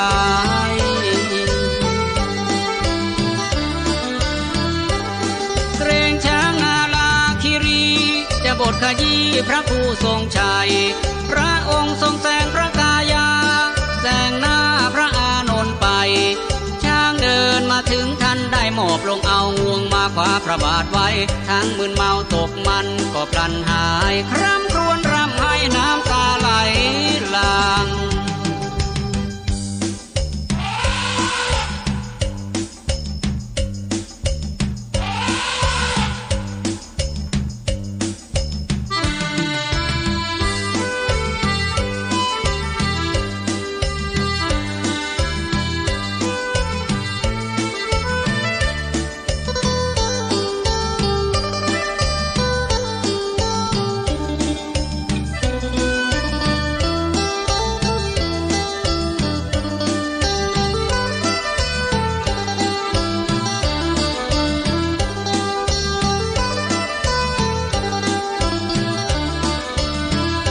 พระพุทธองค์ทรงปราณียกพระหัตถ์ขวาลูกที่ศีรษะช้างลูกพร้อมตรัสพลางว่าช้างนาลาคิรีนี่เอ๋ยเจ้าเป็นสัตว์เดรัจฉานแต่บุญนั้นมีไม่น้อยเลยได้พบตถาคตเหมือนบุญกำหนดเหลือจะเอ่ยเจ้าอย่าดูร้ายฆ่าใครไหนเลยตายไปแล้วเอ่ยจะได้ขึ้นวิมาน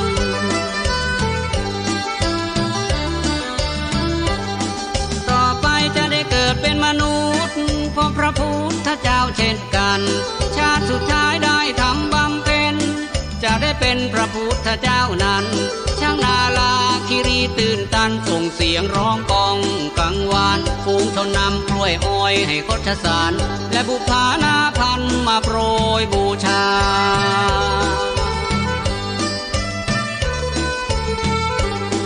ช้างหมดความดุร้ายหมอบลงถวายแทบเปลืองบาทา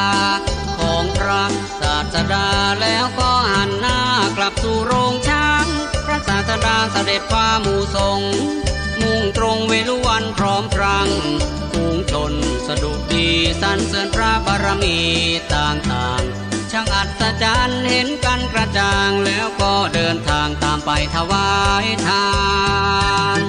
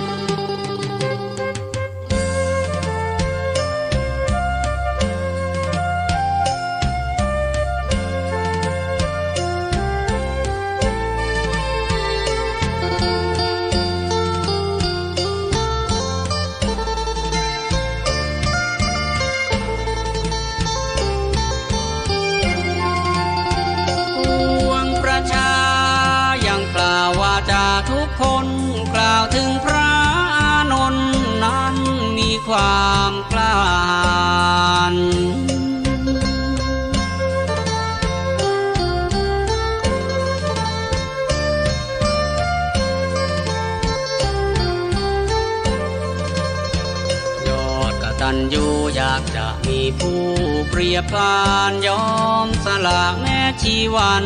ปกป้องจอมทันพระศาสดาพระพุทธองค์ทรงทราบเรื่องราวอย่างนี้เหตุนั้นพระจอมมุนีจึงตรัสวจีเทศนา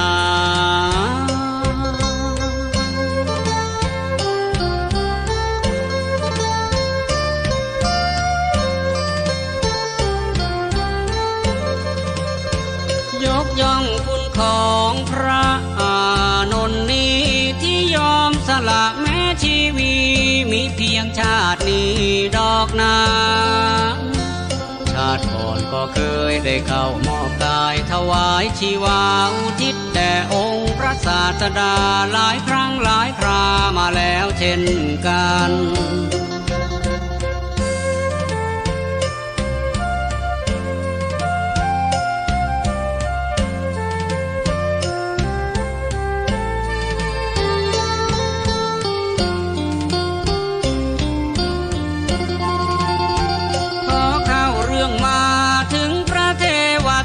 อีกคนยามนี้ที่ทุกคนทุกแห่งทุกคนต่างโจทย์จันเมื่อก่อนตอนกลิ้งหินให้คนดักยิงพระมุนินคนไม่ได้ยินข่าวนั้นยุยงให้เจ้าอาชาติศัตรูทำปีตูคาดเหมือนริปูใจเกรียมเยี่ยมหานจนกระทั่งใช้ช้างนาลาคิรีไลไม้เข็นฆ่าพระผู้ทรงชัยให้ตักใสชีวันแต่ความชั่วช้าเพิ่งเผยตัวมาให้คนประจาน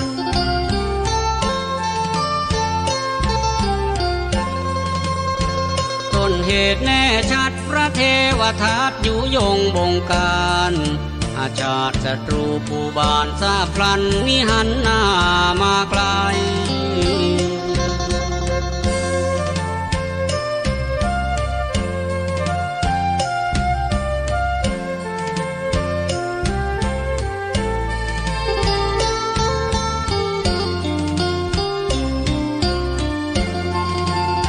พระเทวทัต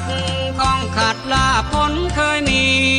แม้ข้าวแค่เพียงทัพทีก็ไม่มีใครอยากถวายซ้ำยังมีจิตมิดมืดมัวนิยอมคิดจังกลับตัวละชั่วคิดกลับใจหาทางกลิ้งกลอกหลอกปวงชนให้คนรู้ค่าว่าตนเคร่งครัดในธรรมวินัยคิดข้อกำหนดกฎ5 ประการทูลพระศาสดาจารย์ตราเป็นกฎไว้กฎโดยเคร่งครัดพระเทวทัตนั้นเป็นไฉน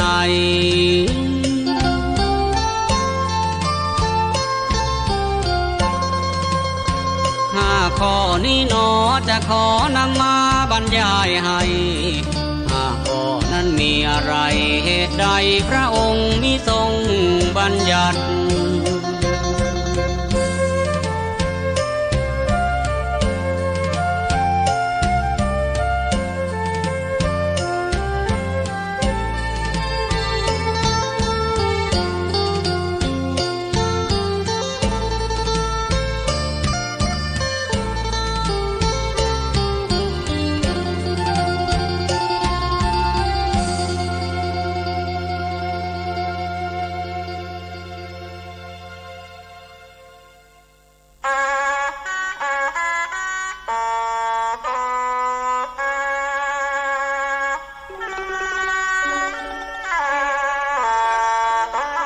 กฎ5 ข้อของพระเทวทัตมีดังนี้ ข้อ 1. ให้ภิกษุทั้งหลายพึงอาศัยอยู่แต่ในป่าเป็นวัดตลอดชีวิตห้ามอยู่ในอารามที่มีกุฏิศาลาอันบุคคลมีศรัทธาสร้างถวาย ข้อที่ 2. ให้ถือการออกบิณฑบาตเป็นวัดไม่ให้รับนิมนต์มาฉันในเคหสถานบ้านเรือน ข้อ 3. ให้นุ่งห่มเฉพาะผ้าบางสกุลห้ามรับผ้าจากผู้ใจบุญที่มีศรัทธามาถวายข้อที่สี่ให้ภิกษุอยู่ตามใต้ต้นโคนไม้ห้ามอาศัยในเสนาสนะที่จัดสร้างขึ้นข้อที่ห้าห้ามภิกษุฉันเนื้อสัตว์ทุกชนิดตลอดชั่วชีวิตฉันแต่พืชผักผลไม้ทั้งห้าข้อนี้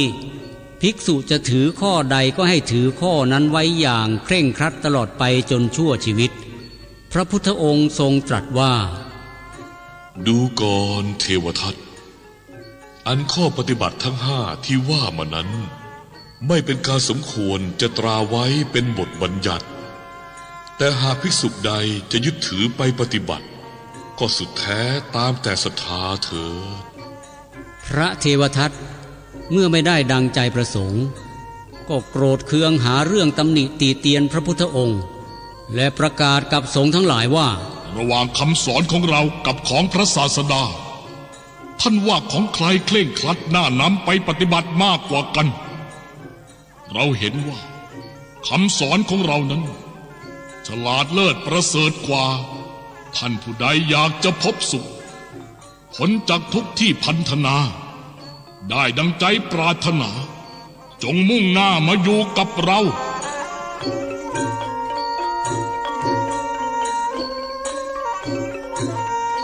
ครั้งนั้นมีภิกษุ500 รูปที่เพิ่งบวชใหม่ยังไม่ทันเข้าใจลึกซึ้งถึงหลักคำสอนขององค์พระศาสดาก็หันมานิยมชมชื่นและขึ้นอยู่กับฝ่ายพระเทวทัต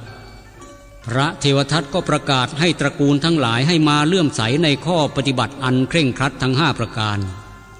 ก็ได้ฉันอาหารบิณฑบาตจากผู้ที่เลื่อมใสนั้นแล้วพระเทวทัตก็พาภิกษุทั้ง500 รูปแยกอยู่ต่างหากจากพระศาสดาเมื่อพระพุทธองค์ทรงทราบก็ได้โปรดให้พระเทวทัตเข้าเฝ้าแล้วตรัสถามครั้นทราบความจริงแล้วพระพุทธองค์ทรงตรัสห้ามว่าดูก่อนเทวทัตอันสังฆเพศนี้เป็นกรรมอันใหญ่เป็นครุกรรมเธออย่าได้กระทำเลย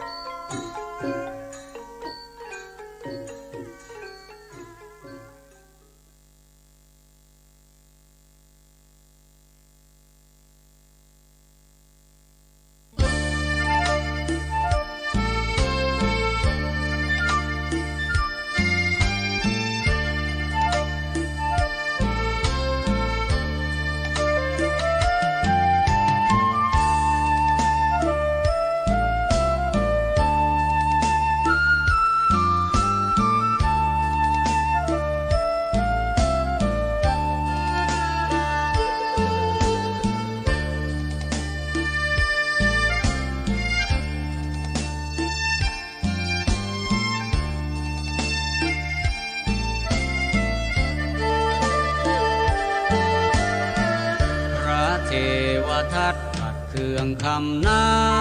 นที่พระจอมทัน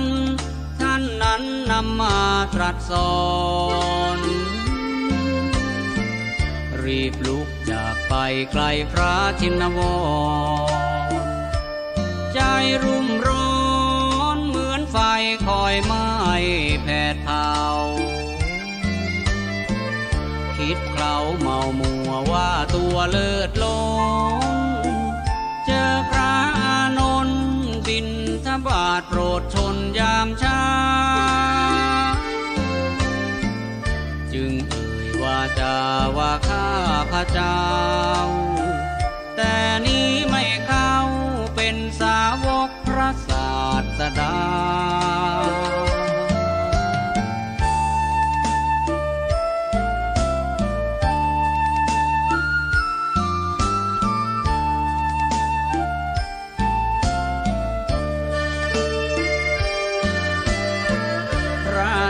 นำถ้อยพระเทวทัต ที่กล่าวแจ้งชัดกราบทูลองค์พระสัมมาพระพุทธองค์ทรงธรรมสังเวชพร้อมเวทนากรรมนั้นจะพาตกมหาเวจีทรงเปล่งพจมานอุทานว่าไว้กรรมชั่วทั้งหลายบุคคลทำได้ง่ายชะนี้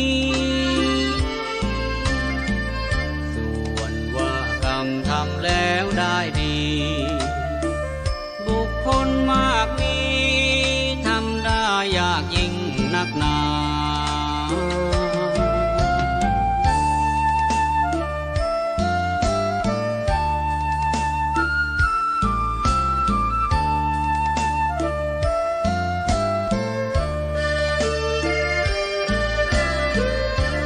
เทวทัตจัดการเบื้องต้นพระที่เชื่อตนแยกพ้นองค์พระสัมมาประชุมจับฉลากถือกฎใหม่1 ใน 5ข้อได้แล้วตั้งหน้ายึดถือนำพาห้ามมากลับกลาแล้วพาหมู่สงฆ์ผู้หลงเชื่อตนไปสู่ตำบลขยาศีรษะเงียบหา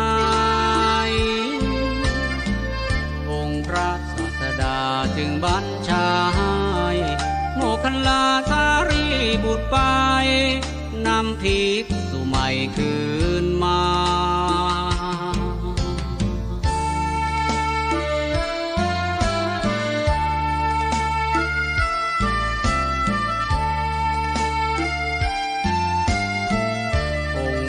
ศาสดาจึงบัญชาให้โมคคัลลาสารีบุตรไป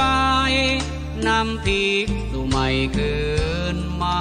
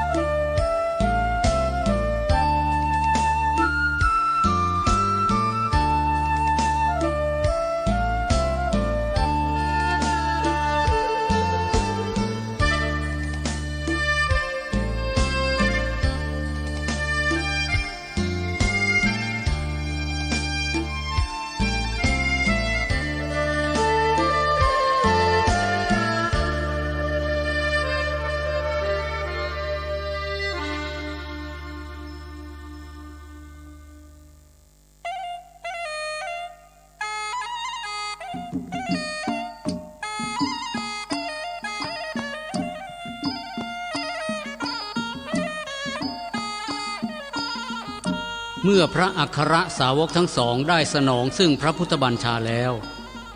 ก็รีบรุดไปยังตำบลขยาศีรษะหาทางเข้าใกล้ภิกษุใหม่หมู่นั้นค่อยๆชี้นำพร่ำสอนตามขั้นตอนของธรรมกถา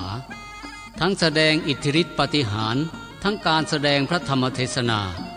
ของพระสารีบุตรและพระโมคคัลลานะจนบรรดาภิกษุเหล่านั้นประจักษ์ใจในมรรคผลแล้วพามาเฝ้าองค์พระทศพลที่เวฬุวนารามแล้วจากนั้นพระผู้ทรงธรรมก็เสด็จนำหมู่ภิกษุสงฆ์ไปสู่พระเชตวันมหาวิหารเมืองสาวัตถี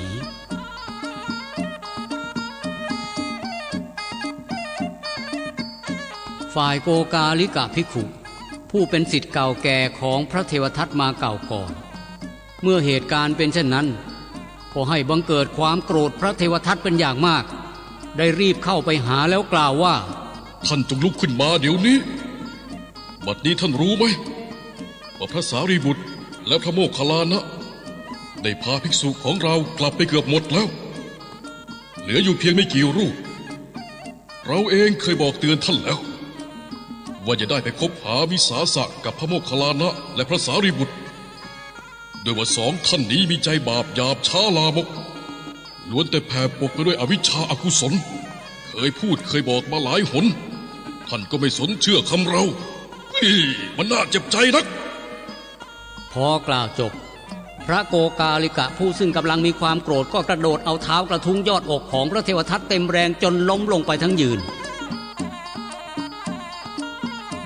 พระเทวทัตได้รับความเจ็บปวดจุกแน่นแสนสาหัสจนอาเจียนออกมาเป็นโลหิตเป็นเหตุให้อาพาธหนักนับตั้งแต่บัดนั้นเป็นต้นมาโดยไม่มีทีท่าว่าจะทุเลาเป็นเวลานานยาวถึง9 เดือนเต็ม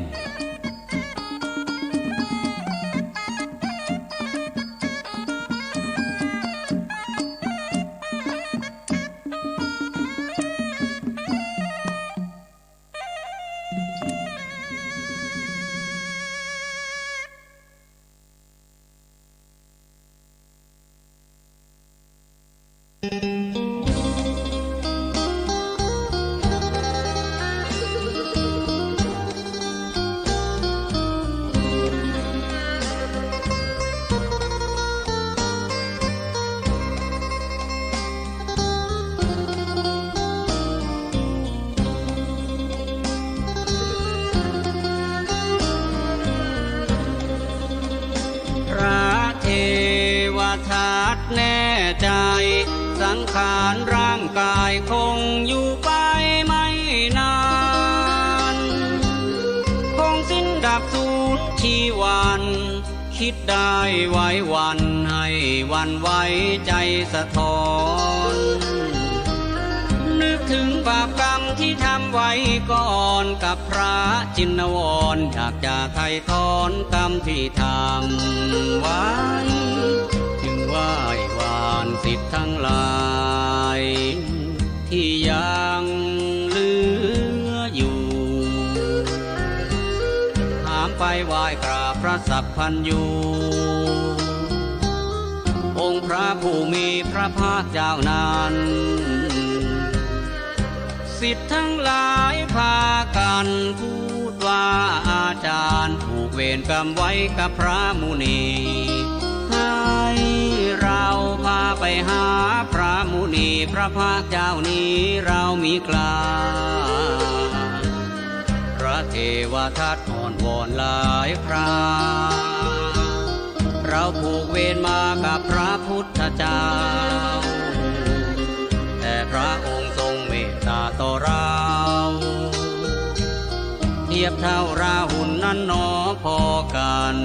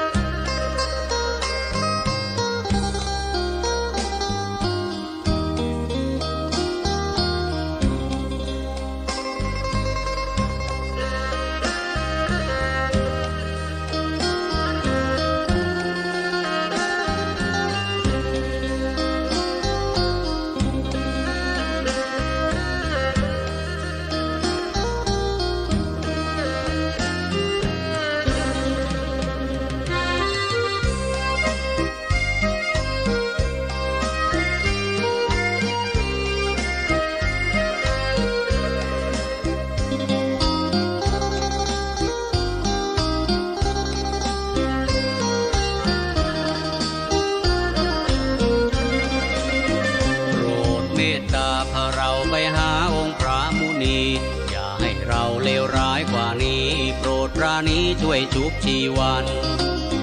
เราใครไปหาพระศาสดาเพื่อขอโทษท่านที่ก่อกรรมทำไว้มหันต์ล่วงเกินจอมท่านผู้วิสุทธิ์ใส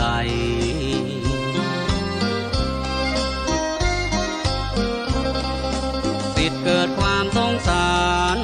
จึงอุ้มท่านทันได้ใส่เตียงแล้วหามไปเชตวันเมืองสาวัตถีป่าดงนาป่าดอนสัญจรระหว่างวิธีโปรดเธอเนินคีรีหลายที่วาราตรีผ่านไป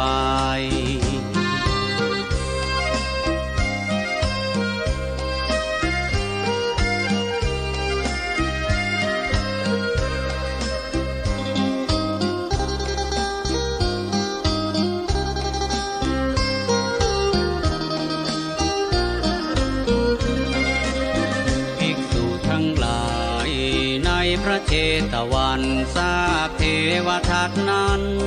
สัญจรมาจากแดนไกลจึงเข้ากราบทู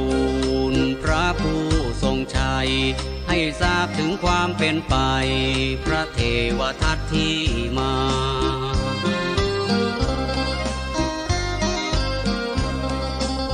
เมื่อนั้นเองที่องค์พระศาสดาพอสดับจึงตรัสวาจาว่าพระภิกษุทั้งหลายที่พระเทวทัตตั้งใจใครเห็นตถาคตคงหมดหวังก็พระเทวทัตมีบาปปิดบังทำกรรมชั่วมืดมัวประดังหนักไปทุกอย่างจึงสายในอัตภาพนี้เธอจึงไม่ได้เห็นตถาคตนั้นแน่นอน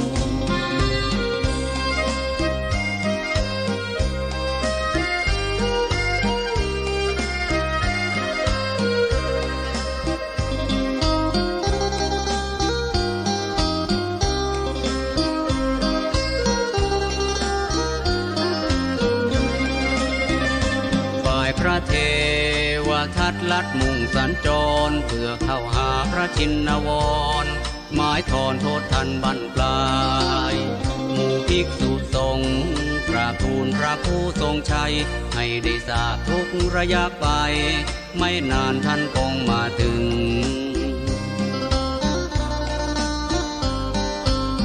พระศาสดาเจ้าจึงตรัสย้ำคำซึ่งมั่นคงและทรงเป็นหนึ่งแน่นอนไม่พึงกลับกลายแม้เทวทัตมาในพระวิหารนี้ก็ไม่สามารถเห็นในตถาคตได้ทุกกรณี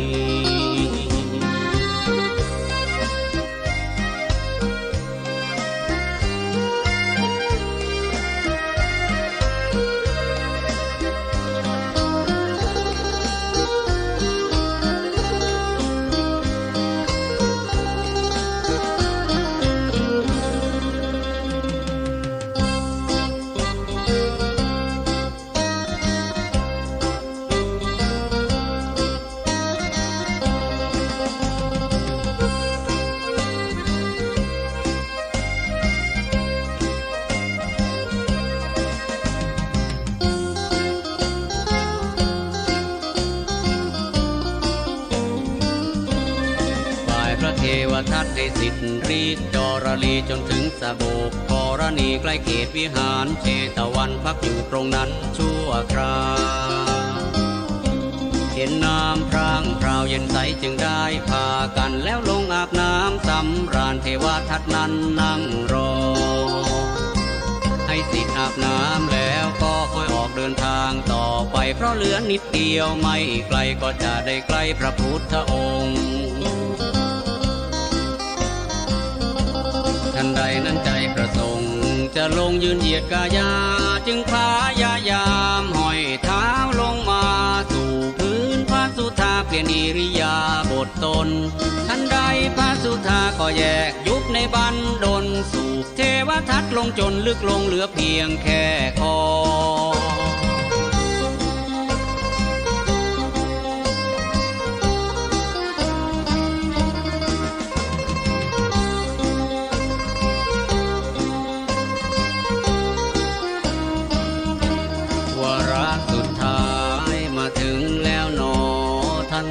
รีรอรีบกล่าวคาถาบูชาพระพุทธองค์ข้าพระพุทธเจ้าขอถวายอัฐิข้างของข้าเป็นเครื่องบูชาพระสัพพัญญูผู้ยิ่งยงขอถึงพระพุทธเจ้าผู้วิสุทธิ์ใสสูงส่งเป็นที่พึ่งคำนักดำรงมั่นคงยืนยงทวีขอถึงพระพุทธเป็นสารณะอยู่ทุกนาทีทุกชาติพบนบอัญชุลีพระมหามุนีนี้ชั่วกาลนาน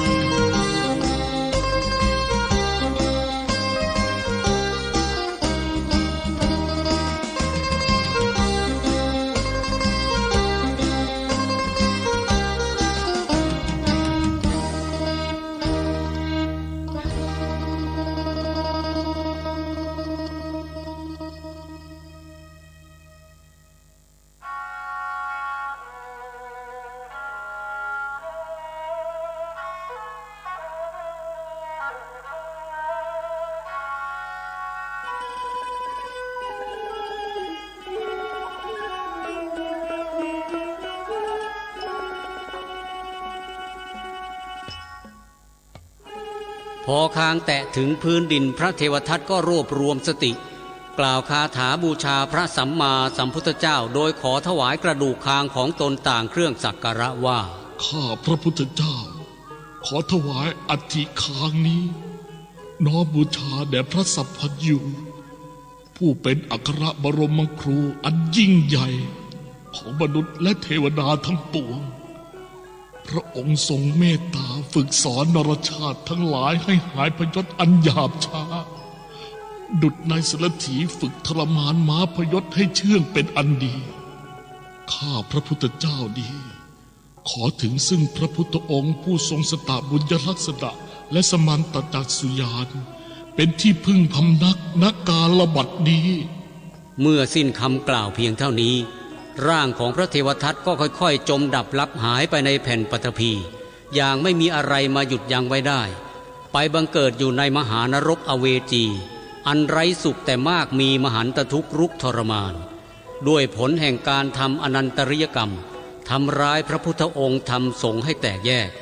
แต่ด้วยอานิสงส์สุดท้ายที่ท่านได้กล่าวถวายกระดูกคางของท่านแด่พระบรมศาสดาจึงเป็นปัจจัยนำพาให้กลับมาตรัสรู้เป็นพระอัฏฐิสรปัจเจกพุทธเจ้าในอนาคตการนานนับแสนกับเมื่อได้ชดใช้กรรมอันหนักนั้นผ่านพ้นจนหมดบาปกรรมที่ทำมาจึงจะพ้นจากมหาอเวจีภิกษุทั้งหลายได้กราบทูลถามพระบรมศาสดาว่าบัดนี้พระเทวทัตไปบังเกิดณที่ใดพระพุทธองค์ทรงตรัสว่าบัดนี้พระเทวทัตได้ไปบังเกิดในมหาอเวจีนรกแล้วดูก่อนภิกษุทั้งหลายบรรพชิตก็ดีคฤหัสถ์ก็ดีหากกระทำความชั่วแล้วย่อมเดือดร้อนในโลกนี้เมื่อละจากโลกนี้ไปย่อมได้รับความเดือดร้อนในโลกหน้าฉะนั้นบุคคลใดก็ตามทำแต่บาปหยาบช้าย่อมเสวยทุกขเวทนาทั้งโลกหน้าโลกนี้หากประกอบแต่กรรมดีย่อมไร้ทุกข์เกิดสุขมีทั้งโลกนี้โลกหน้า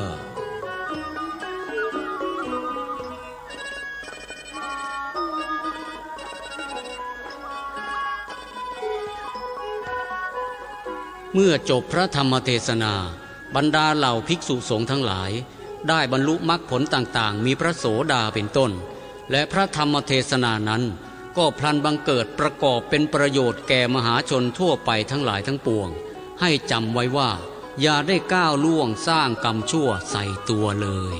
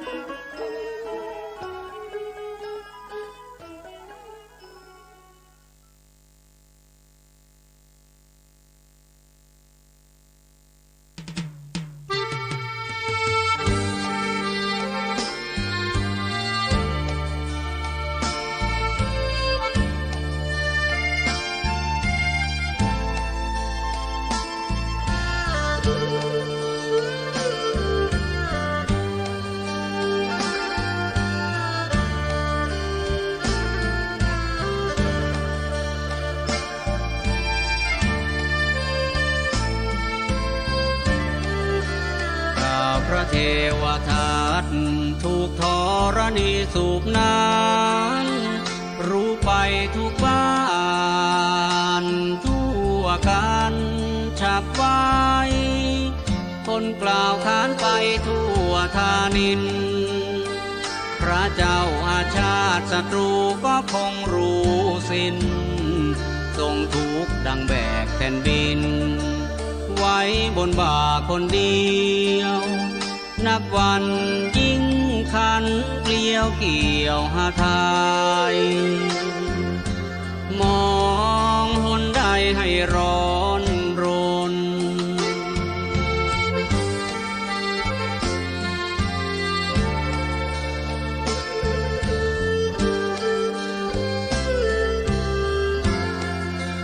ทรงภาวาพา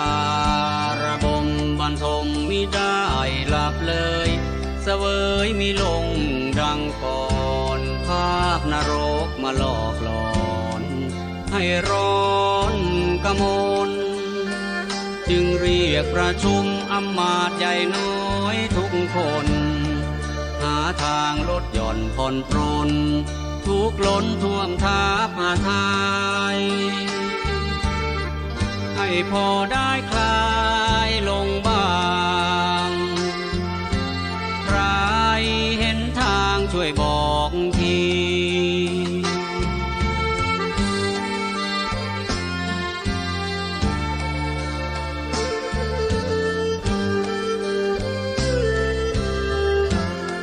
ท่านหมอโกมารพัฒน์ทราบชัดจึงกราบทูลว่า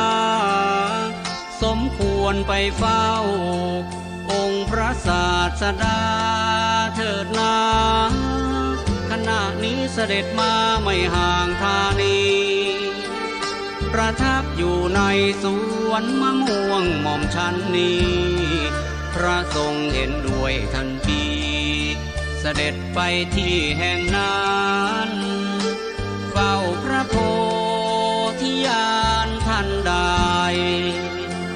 พระศาสดาเม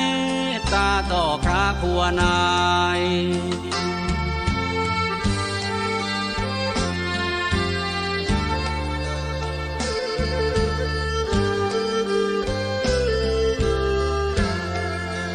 ทรงทักทายพระเจ้าอาชาติศัตรูเพราะรู้ว่าจะเก้อเขินที่คิดล่วงเกินกล้ำกลายจนอาชาติศัตรูคลายความกังวลจึงได้แสดงพระธรรมให้ทรงสดับเบื้องต้นพระทรงสดับไปจนจบลงเย็นยิ่งหรือไทยพระเจ้าอาชาติศัตรูเกิดจิตเลื่อมใส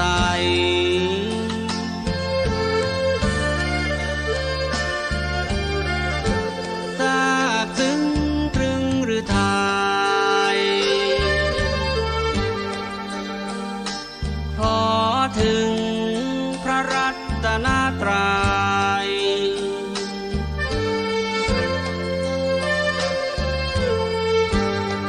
เป็นสารณะไปตลอดชีวิต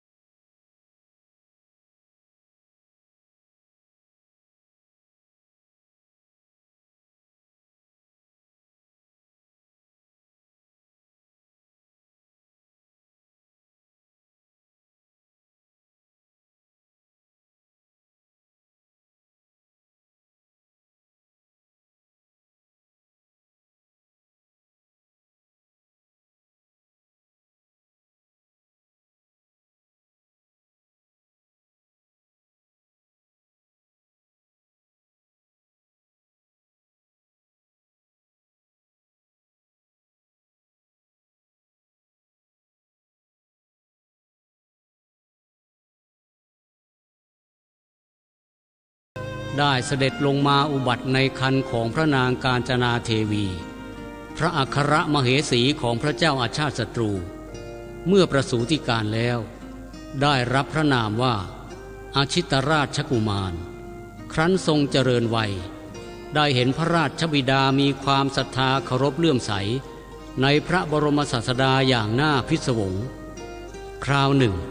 ได้ตามเสด็จพระปิตุรงค์ไปเวลุวนารามได้ฟังพระธรรมได้เห็นพระสิริโฉมอันงดงามขององค์พระศาสดาจึงมาดำริว่า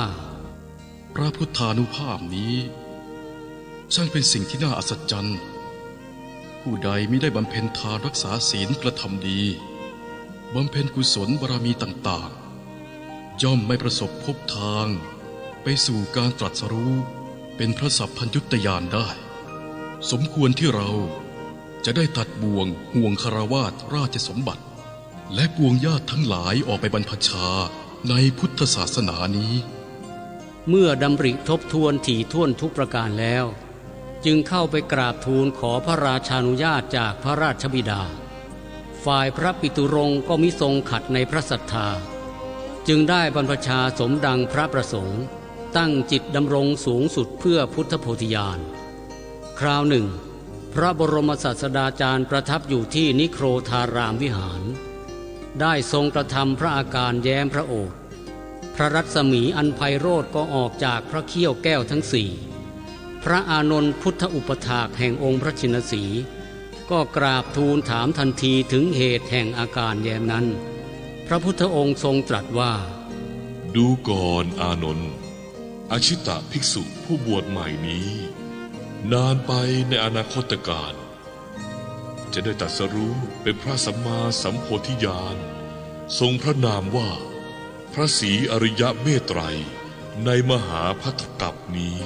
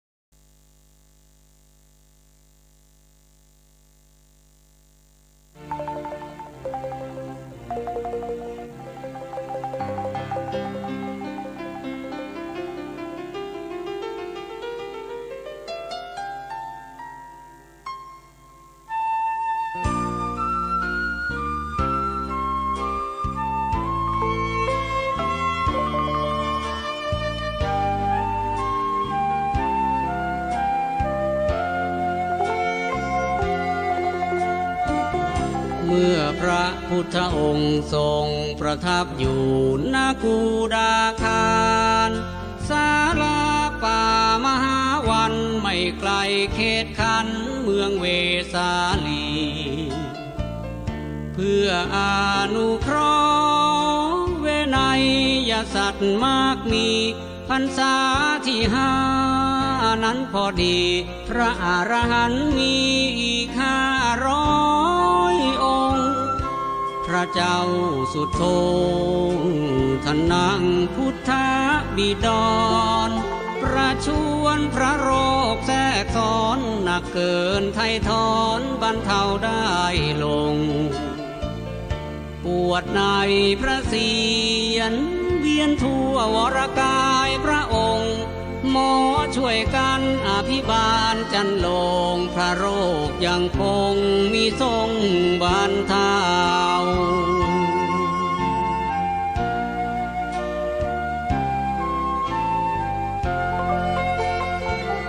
ทรงนึกถึงองค์พระศาสดาครปิโยรสแม้นเสด็จมาโปรดลูกที่ศีรษะของเราพระอานนท์พระนันทาลูกพระวรากายซ้ายขวาอีกเล่าพระราหุลนัดดาแห่งเราเข้าลูกปริศดางโรคคงร้างไปพระสัพพัญญูทรงอย่างรู้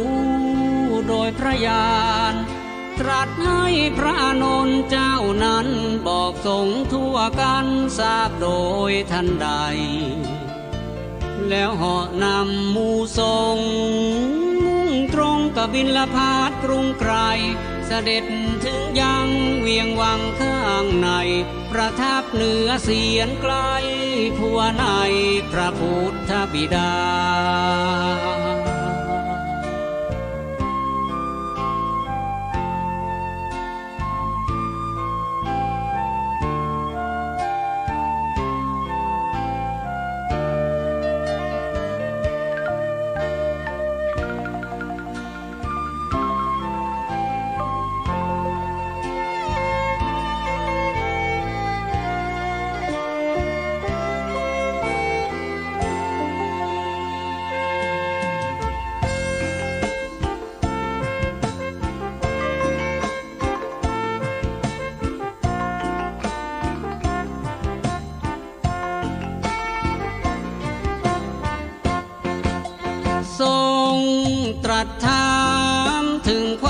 จ็บทุกข์ภายในโรคาพยาธิกล่ำกลายจะพอฝืนทนได้ไหมหรือเหลือทนได้ในทุกขเวทนาครั้งนั้นองค์พุทธบิดาสดับพระวจาชลนาไหลล้น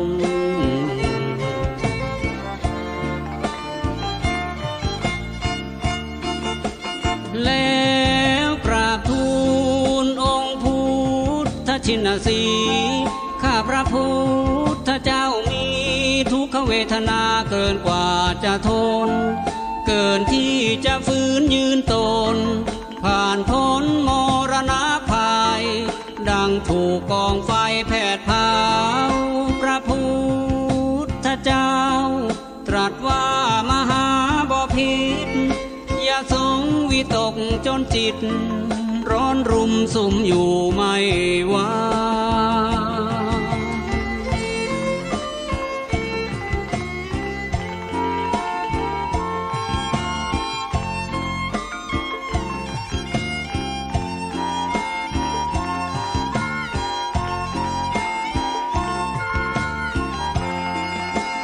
แล้วพระพุทธองค์ทรงใช้พระหัตถ์ข้างขวาลูกที่พระเศียรของพระพุทธบิดาอันทุกขเวทนาที่พระเศียรก็พลันหายพระอานนท์ลูกที่พระกรเบื้องขวาพระนันทาลูกที่พระกรเบื้องซ้ายพระราหุลลูกไปที่พระปริสดางพระอัยยกาอันทุกขเวทนาในพระพุทธบิดาก็มาหายเหือดไป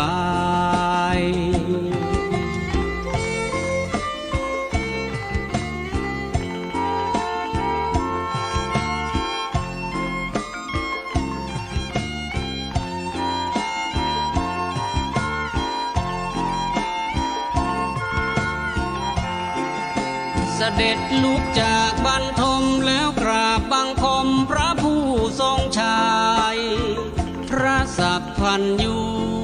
ยังรู้พระภูวนายชนชีพอยู่ไปได้เพียงแค่7 วัน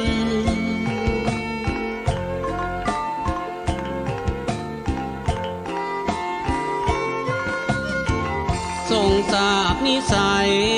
แห่งพระอรหันต์จะพลันบังเกิดในพุทธบิดาจึงตรัสพระธรรมเท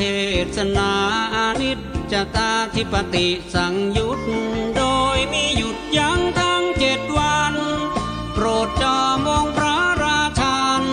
7 วันบรรลุมงคลอรหัตตผลดังว่าพร้อมปฏิสัมภิทาทั้ง4 ประการในวันที่7 พอดี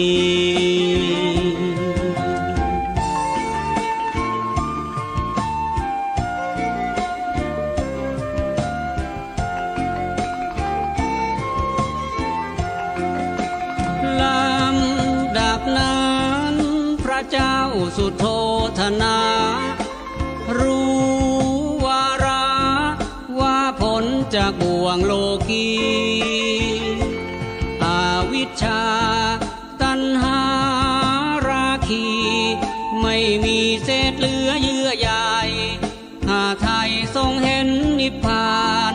วัฏฏะสงสารผ่านพ้นทางกมล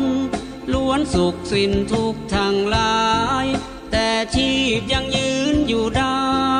นั้นภายเพียงแค่วันนี้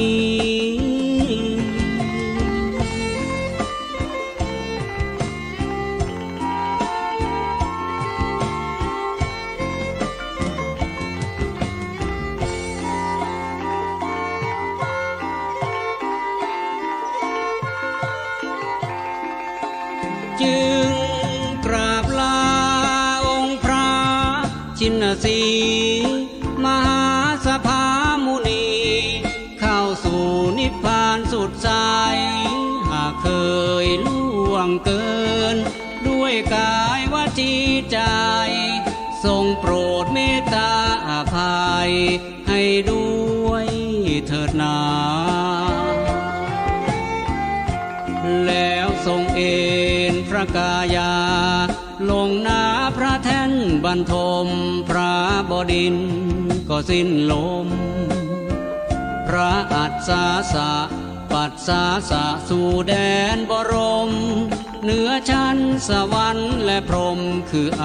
มตะมหานิพพาน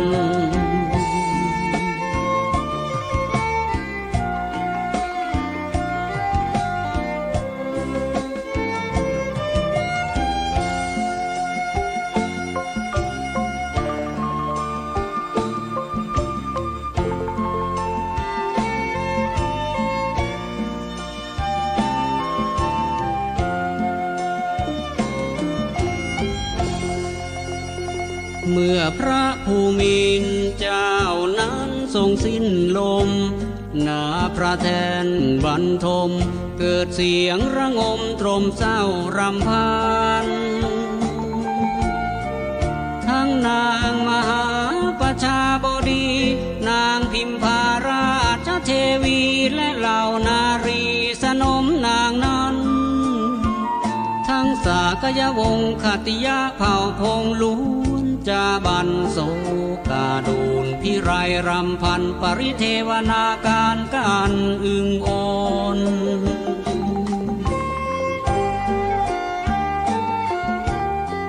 ร้องไห้รำคร่ำครวญกันทั้งมวลล้วนน้ำตาไหลล้นสะอึกสะอื้นอัดอั้นเหลือฝืนกมล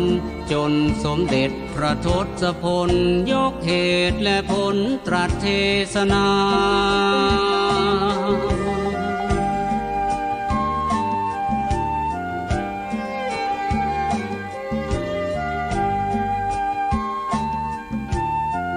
จนพระประยูรญาติทั้งมวลคลายคร่ำครวญในสำนวนธรรมกถาอนิจจตาปฏิสังยุตภาคลี่คลายบรรเทาโศกาลายระงับหาไทยคลายอาดูล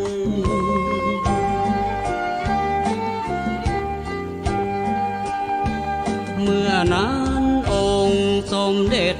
พระโพธิญาณทรงเป็นประธานพระบรมศพจนเสร็จสมบูรณ์ตามพุทธประเพณีอันเคยมีสมดังพุทธางกูหมู่เทพเทวาทั่วฟ้ามาร่วมบูชาคุณบรมศพพระไอสูรเสร็จสิ้นสมบูรณ์พระบารมี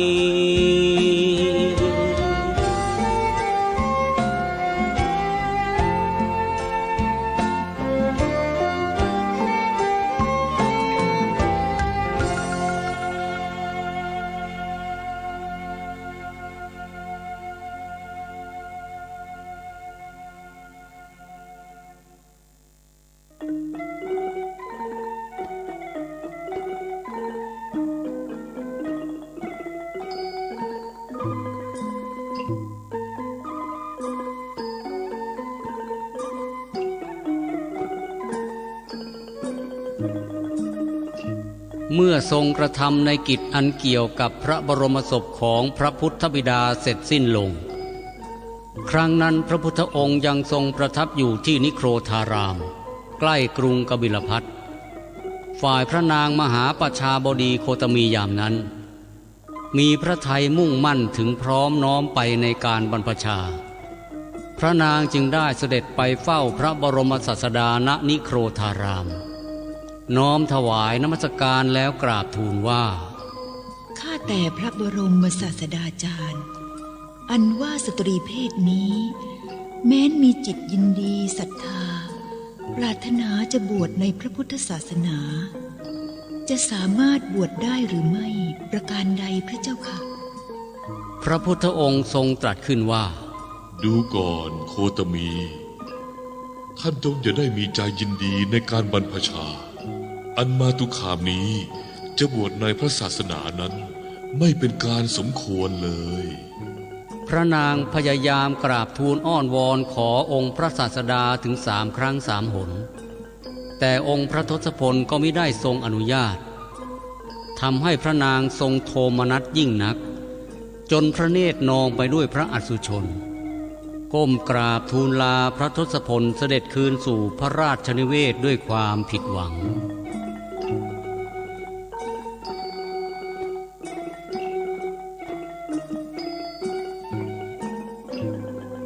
สมเด็จพระบรมศาสดาทรงประทับอยู่เมืองกบิลพัสพอสมควรแล้วก็เสด็จนำหมู่พระภิกษุสงฆ์ไปยังเมืองเวสาลีเข้าประทับที่กูดาคารศาลาป่ามหาวัน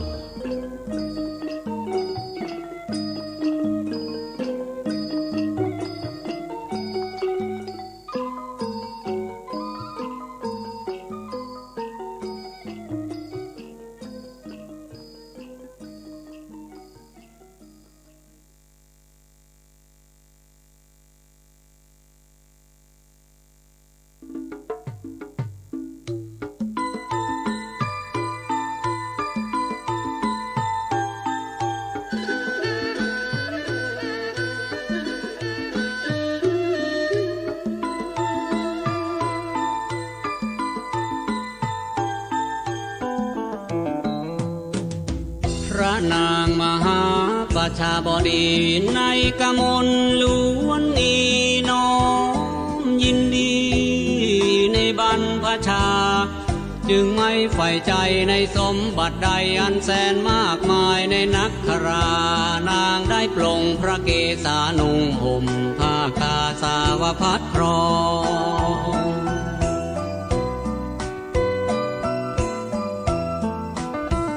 พร้อมนางกษัตริย์สากยาวงศ์เสด็จมุ่งตรงเวสาลีเมืองที่ปองถึงกูดาคารศาลาด้วยพระกายามนมองพระชนละในไหลนองทั้งสองพระเนตรรินไหล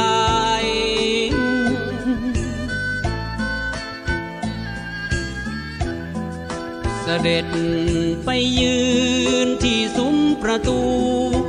พระวิหารของพระผู้ทรงชัยโทมนัสในพระหฤทัยท่วมท้นทั้งบอบช้ำพระวรกายแทบวายชน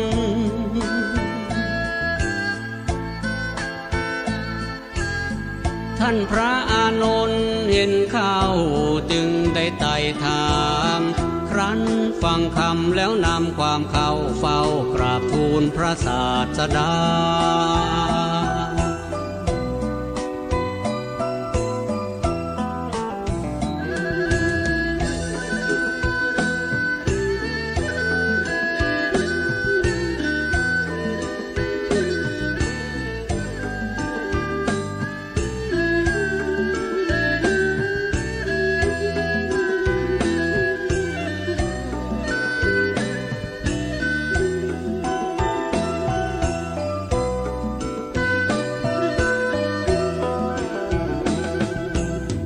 เมื่อพระอานนท์เจ้านั้นกราบทูลขอพระการุณปราณีให้พระนางนี้บรรพชาพระทรงตรัสห้ามดุจดังครั้งก่อนพระอานนท์อ้อนวอน3 ครั้ง 3 คราแล้วกราบทูลถามว่าสตรีบรรพชาจะเป็นไฉน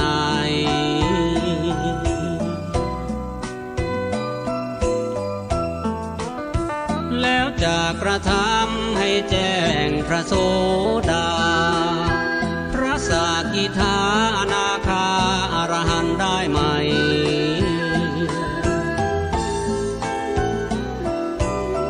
พระศาสดาตรัสว่าอาจท ำให้แจ้งประจักษ์ในมรรคสี่ผลสี่ประจักษ์ใจ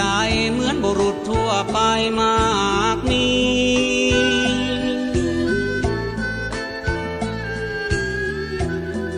ถ้าหากเช่นนั้นขอพระศาสดาโปรดพระเมตตาปราณีพระนางมหาประชาบดีได้บรรพชาผู้เคยเลี้ยงดูแลแด่พระองค์มา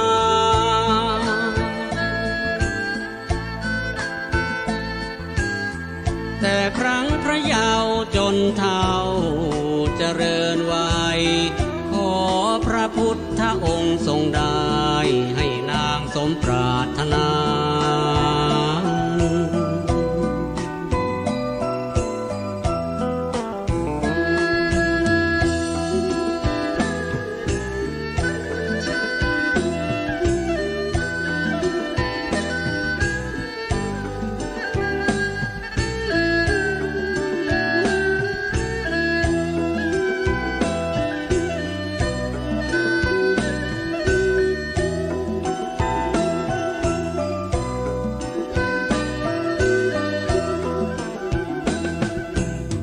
ทรงตรัสว่าดูก่อนอานนท์อย่าเพิ่งกังวลมากมีแม้ประชาบดีจะบรรพชาให้พึงจดจำประพฤติครุธรรมให้ครบถ้วนตามน้ำน้อมวันทาทั้ง8ประการได้แล้วดังว่าเราจะบรรพชาสมดังหาทาย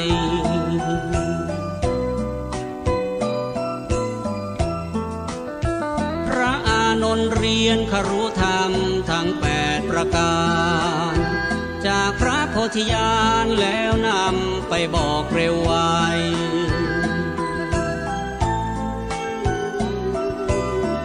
ประชาบดีสดับคำอัตถธรรมสุดเลื่อมใสพระนางน้อมรับท่านได้ด้วยพระทัยเชิดชู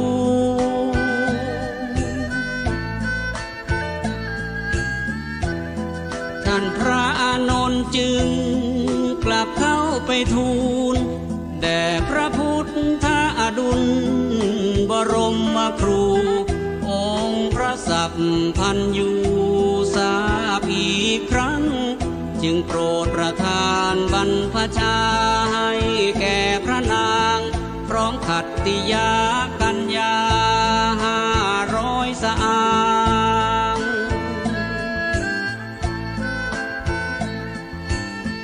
เป็นภิกษุณีพร้อมพรังดังปรารถนาสถิตปูดาคารศาลาอรัญญิกาวาสวิหาร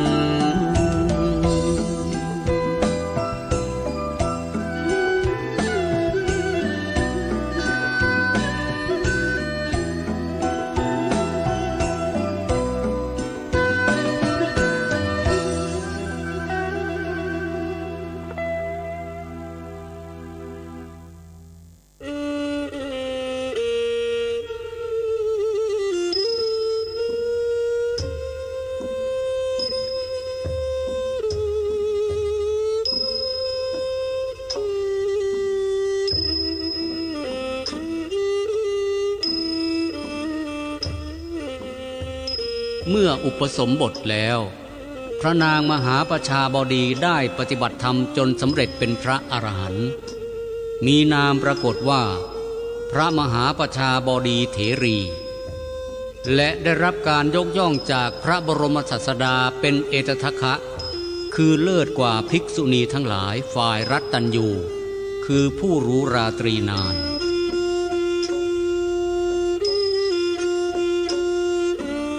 ครั้นออกพรรษาปวารณาแล้วสมเด็จพระบรมศาสดาเสด็จพาภิกษุสงฆ์จากเมืองเวสาลีไปสู่เมืองสาวัตถีประทับอยู่ณพระเชตวันมหาวิหาร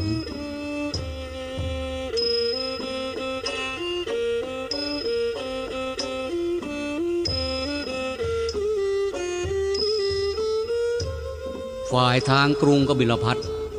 เมื่อพระนางมหาประชาบดีบรรพชาแล้ว ชนทั้งหลายมีอำมาตย์ราชปุโรหิตเป็นต้นได้ร่วมประชุมปรึกษากันว่าธรรมดามหานครเมื่อขาดซึ่งกษัตริย์ราชสมบัติก็ไม่อาจเจริญนานตั้งมั่นอยู่ได้เมื่อเห็นพ้องต้องกันดังนั้นจึงพร้อมใจกันทำราชพิธีราชาพิเศษด้วยการอัญเชิญเจ้าชายมหานามสักยราชซึ่งเป็นพระโอรสองค์ใหญ่ของพระเจ้าอมิโตธนะพระอนุชาของพระเจ้าสุโธธนะขึ้นเป็นกษัตริย์ครองราชสมบัติเพื่อสืบสันติวงศ์ให้ดำรงคงอยู่คู่แผ่นดินกบิลพัสสืบต่อไป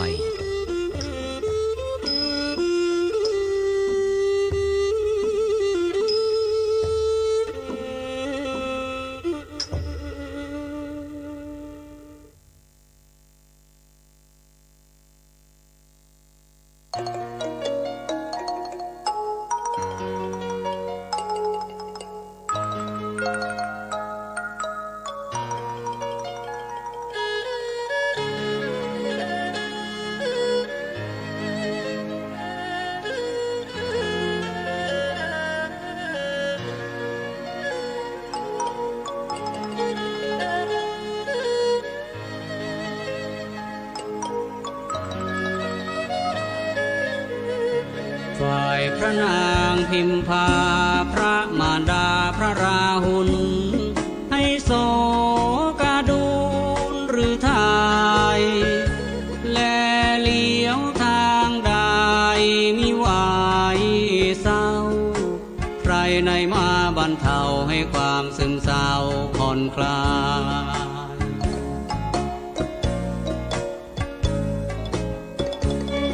สมบัติ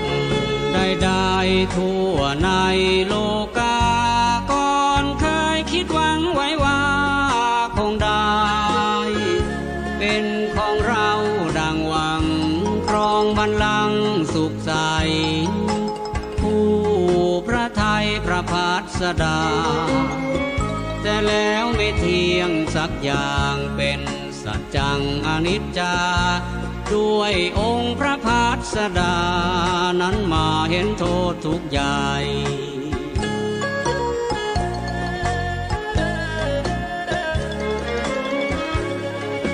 แล้วเราจะมัวห่วงไปยายควรตัดใจน้อมไปบรรพชา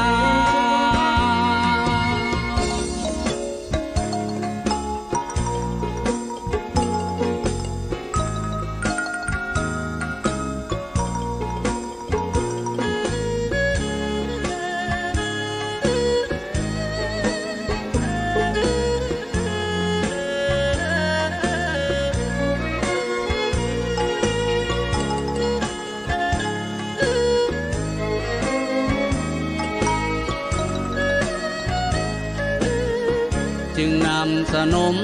500นางเข้าบังคมทูลลาพระราชา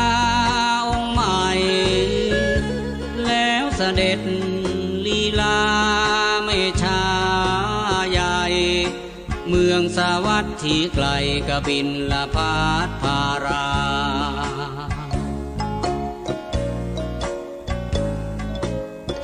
ถึงเชตวันมหาวิหารเข้ากราบทูลพระโพธิญาณขอบรรพชาพระพุทธองค์ทรงโปรดประทานทั้งหมดด้วยกันที่มาด้วยพระเมตตาปราณีพระนางพิมพาพร้อมภิกษุณีบวชแล้วต่างมีความเพียรร่ำเรียนพระกรรมฐานทุกวันแต่นั้นเรื่อยมา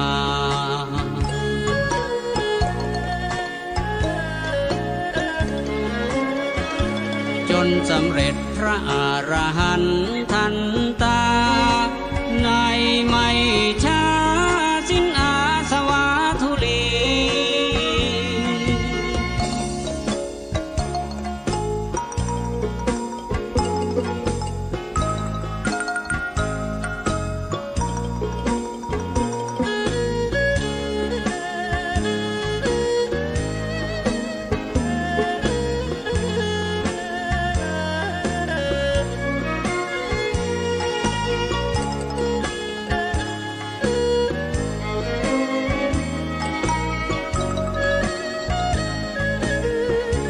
ภิกษุณีพิมพา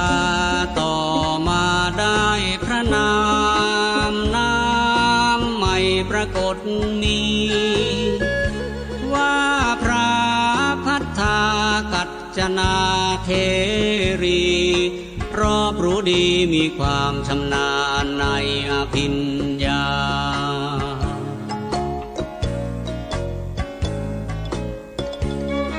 พระพุทธองค์ได้ทรงยกย่องเลิศกว่าภิกษุณีทั้งพ้องดังว่าผู้มีความเชี่ยวชาญชำนาญทางอภิญญาเลิศล้ำหน้าเหนือใครบรรลุอภิญญาใหญ่กว่าใครในภิกษุณีด้วยบุญพระบารมีที่พระนางสร้างมา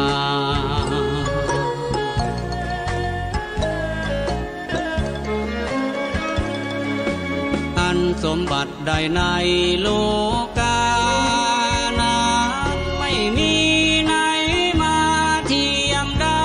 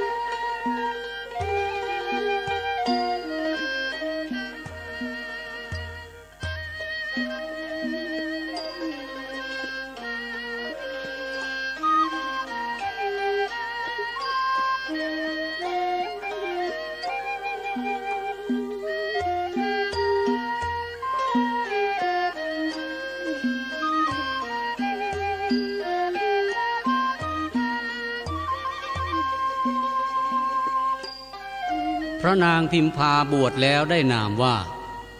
พระพัฒนากัจจานาเถรีเมื่อบรรลุพระอรหันต์แล้ว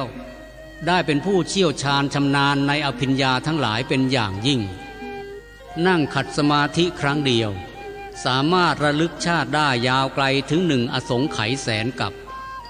พระบรมศาสดาจึงทรงยกย่องให้เป็นเอตทัคคะคือเป็นเลิศกว่าภิกษุณีสาวิกาทั้งหลายในฝ่ายผู้ทรงอภิญญา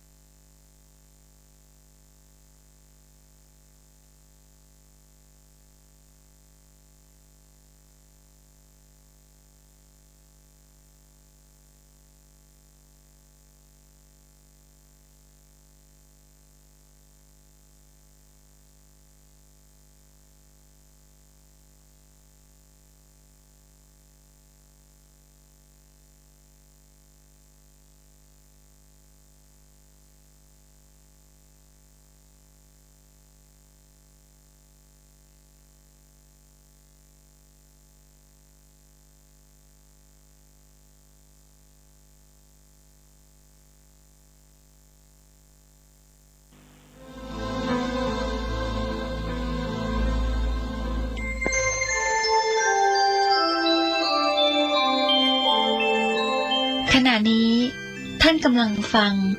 สถานีวิทยุกระจายเสียง FM 104.5 เมกะเฮิรตซ์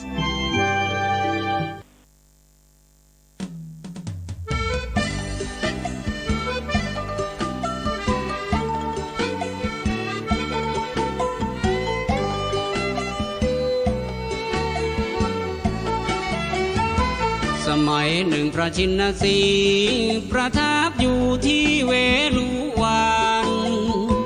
มีไกลจากเขตคันราชคฤห์เฟื่องฟุ้งกรุงไกรมีเศรษฐีคนหนึ่งซึ่งยังไม่แน่แก่ใจยังมีความสงสัยในใจเรื่องพระอรหันต์ด้วยมีคนหลายคนต่างอวดตัวอวดตนทั่วกันว่าเป็นพระอรหันต์พิสูจน์กันสักทีเป็นไร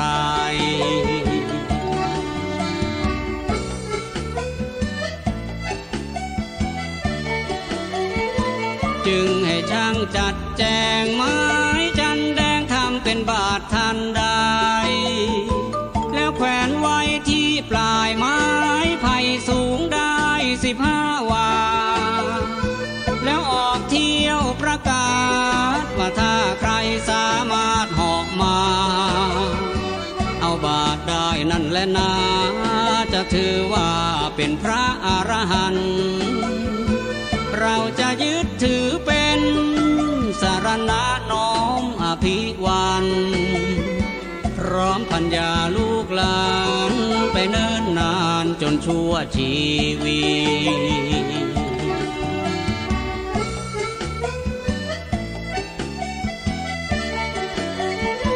สมัยนั้นมีหลายคนแสดงตนว่าเป็นพระอรหันต์มาขอบาทไม้จันแดงใบนั้นจากท่านเศรษฐีแต่เศรษฐียืนยันถ้าต้องการห่อขึ้นไปเอาสิพ้นจาก7 วันนี้พอกันที่เรื่องพระอรหันต์เราถือว่าโลกนี้ไม่มีพระผู้ผ่องพันคือพระอรหันต์อย่าหลอกกันไม่มีวันเชื่อใคร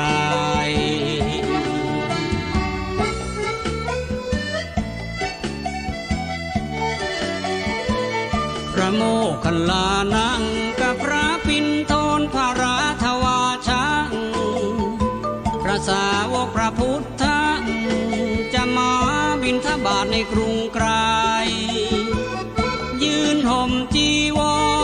รบนก้อนศิลาก้อนใหญ่ได้ยินคนทั้งหลายพูดจาปราศัยต่อกันว่ามีคนหลายคนอวดตนเป็นพระอรหันต์แต่ไม่มีสักท่านเหาะทะยานไปเอาบาทได้สักครา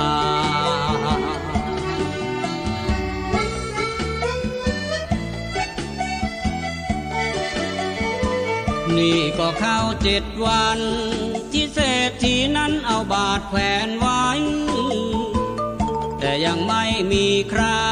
เหาะขึ้นไปเพื่อเอาบาทลงมา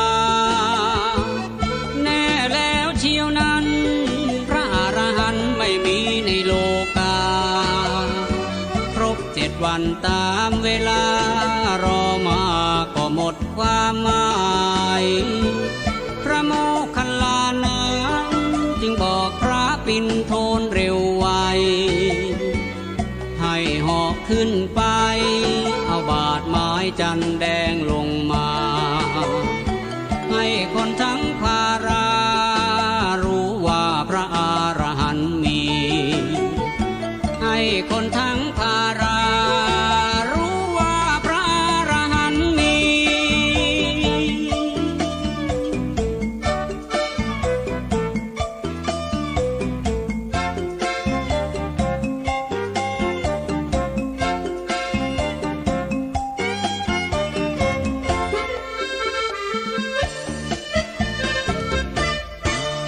ก ปิ่นโทนพระราทวาชาน้อมรับคำพระโมคคัลลานะเข้าพลาจะตุทชาญแล้วเหาะทะยานขึ้นสู่เวหาวนเวียนวนทั้งก้อนศิลาที่ติดบาทามาดังปุยสำลี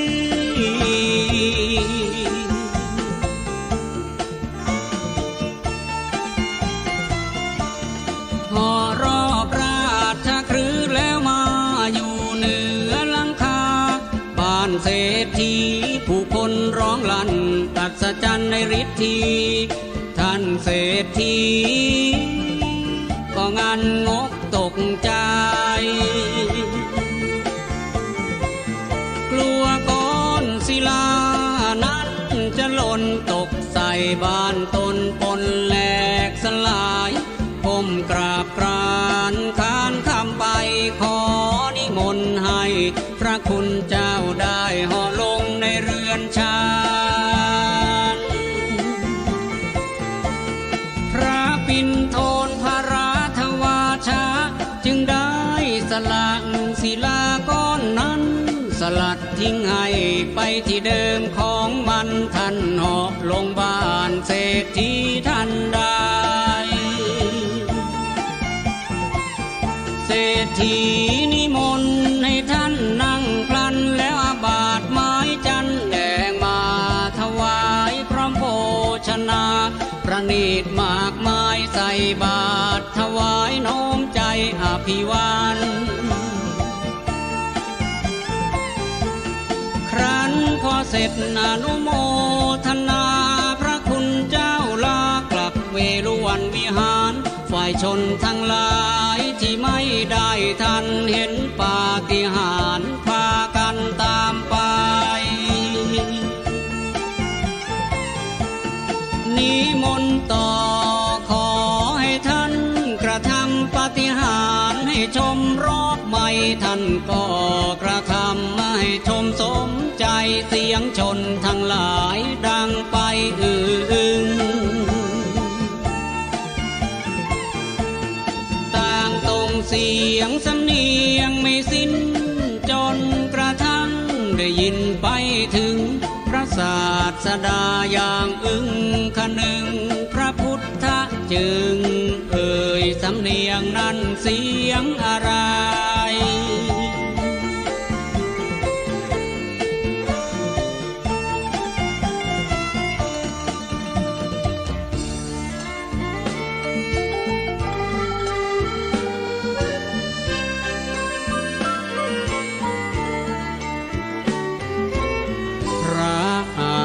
น้อมกราบทูลตามข้อมูลกราบทูลถวายพอทราบชัดตรัสคำสั่งนำให้พระปิ่นโทนได้เข้าเฝ้าโดยพลันแล้วตรัสคำย้ำออกไปตำหนิในที่ได้กระทำนั้นของพระปิ่นโทนทำพ้นผ่านมิใช่การอันประสงค์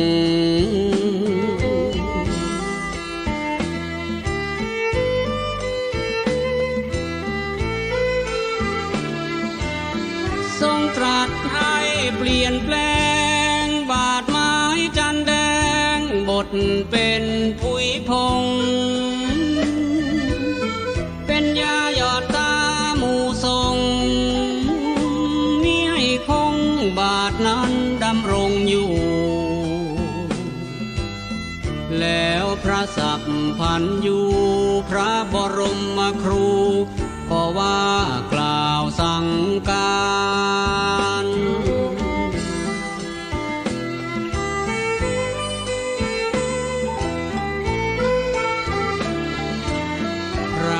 ทรงทำห้ามมิให้ภิกษุใดๆทั่วในทินทานแสดงฤทธิ์อวดชนอลหม่านนับแต่วันนั้นมา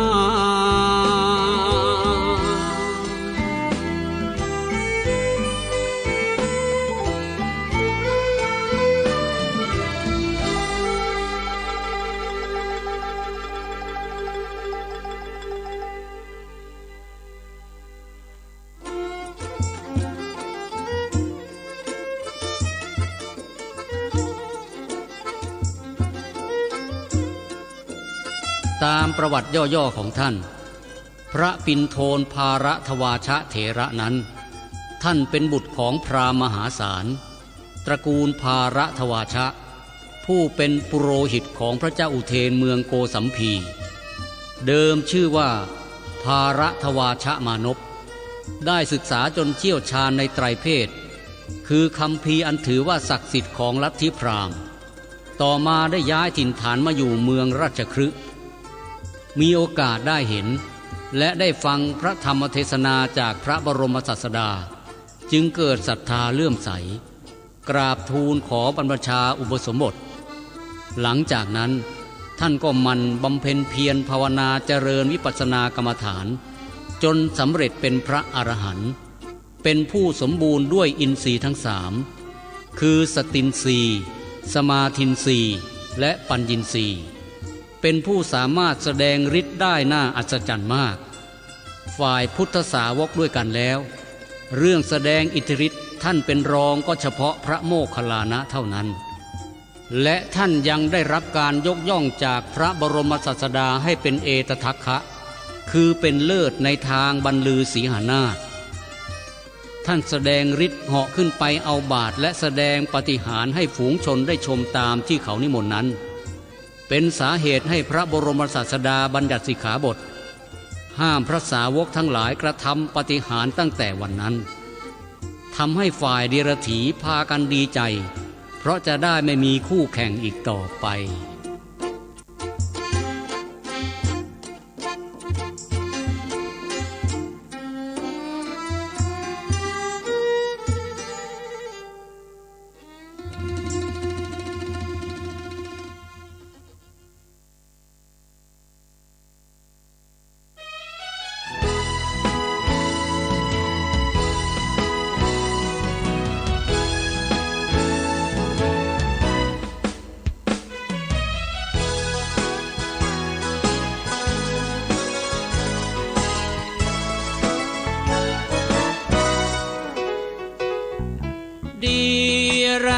พากันดีใจยิ้มย่องผ่องใสในเมื่อรู้ข่าวว่าองค์พระบรมศาสดามีบัญญัติออกมาว่าห้ามแสดงฤทธิภิกษุภิกษุณีไม่มีที่จะยกเว้นแม้ว่าจะจำเป็นงดเว้นแสดงมิได้แต่นี้พวกตนสบายถ้าแข่งยังไงต่อไปพระองค์คงนิ่ง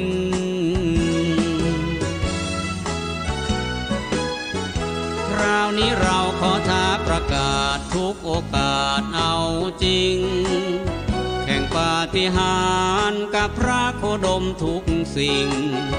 มีอ้างอวดอิงสัจจริงทุกสิ่งไปให้ชนผู้สนใจทุกผู้ที่อยู่ใกล้ๆได้ทัศนาฝ่ายพระเจ้าอาชาติศัตรูราชาได้เสด็จไปหาพระศาสดาเล่าความเป็นไป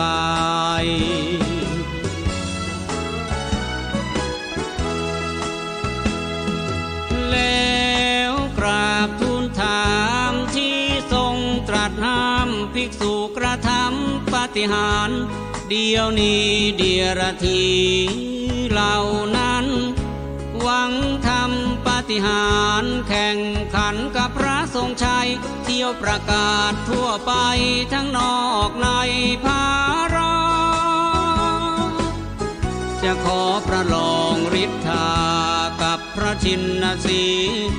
ตอนนี้เดียรถีต่างอวดดีทนงแล้วพระพุทธองค์จะทรงทำประการใด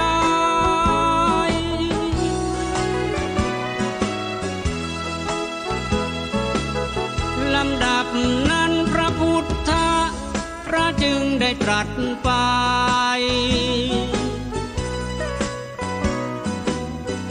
แม้นว่าเดียรถีแสดงฤทธิเมื่อไรเราก็จะแสดงในปาฏิหาริย์ตำนานมีอัน ตถาคตนี้ต่างมีเห็นเป็นสำคัญพระเจ้าอาชาติศัตรูกราบทูลพระภาควันมิทรงเป็นการค้านข้อบัญญัติหรือไรที่ทรงห้ามไว้ภิกษุใดๆทำปาฏิหาริย์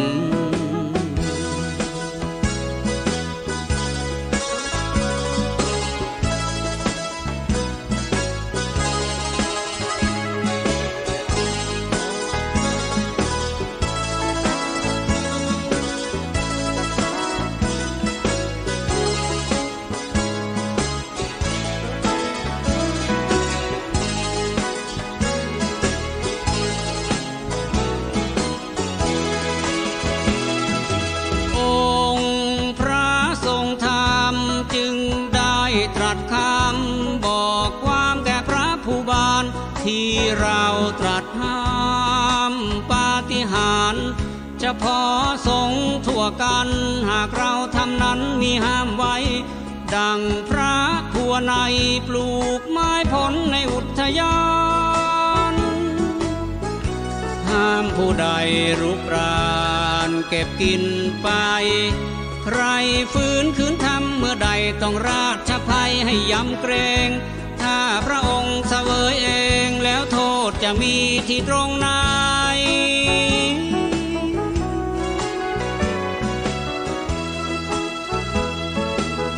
ตถาคตทำปาฏิหาริย์ก็เช่นกันจะผิดอะไร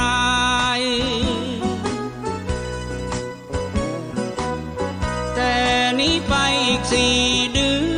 อนโดยมิเคลื่อนคลาดเพ็ญอาสาหะมาศเวหาดรุงร้องยองใหญ่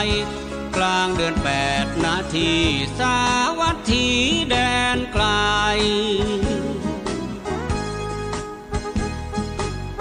ตถาคตจะได้ทำปาฏิหาริย์ยิ่งการใดๆเหมือนดังพระพุทธเจ้าทั้งหลายเคยมีอยู่ในวิธีพุทธประเพณีมีมา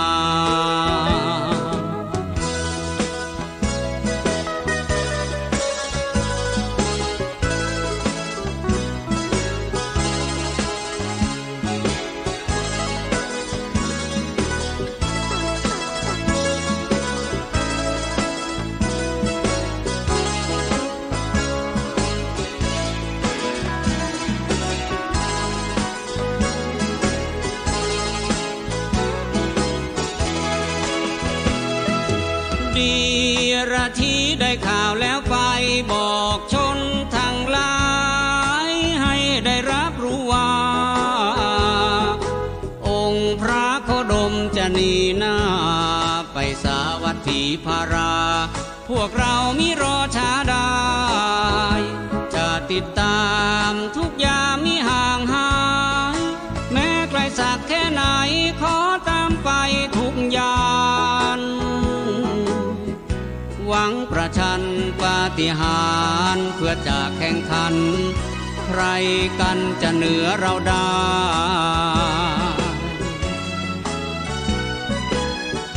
คราวนั้นองค์พระโพธิญาณออกภิกขาจารย์โปรดสัตว์ไปจากราชคฤห์แล้วพระองค์ทรงได้เสด็จมุ่งไปสาวัตถีโดยมัคคาเดียรธีก็ติดตามมาถึงแดนแคว้นแห่งพาราสาวัตถีเช่นกันแล้วบอกสิทธิตนหญิงชายทั้งหลายโดยพลันออกทรัพย์ช่วยกันสร้างมณฑปนั้นขึ้นพร้อมทันที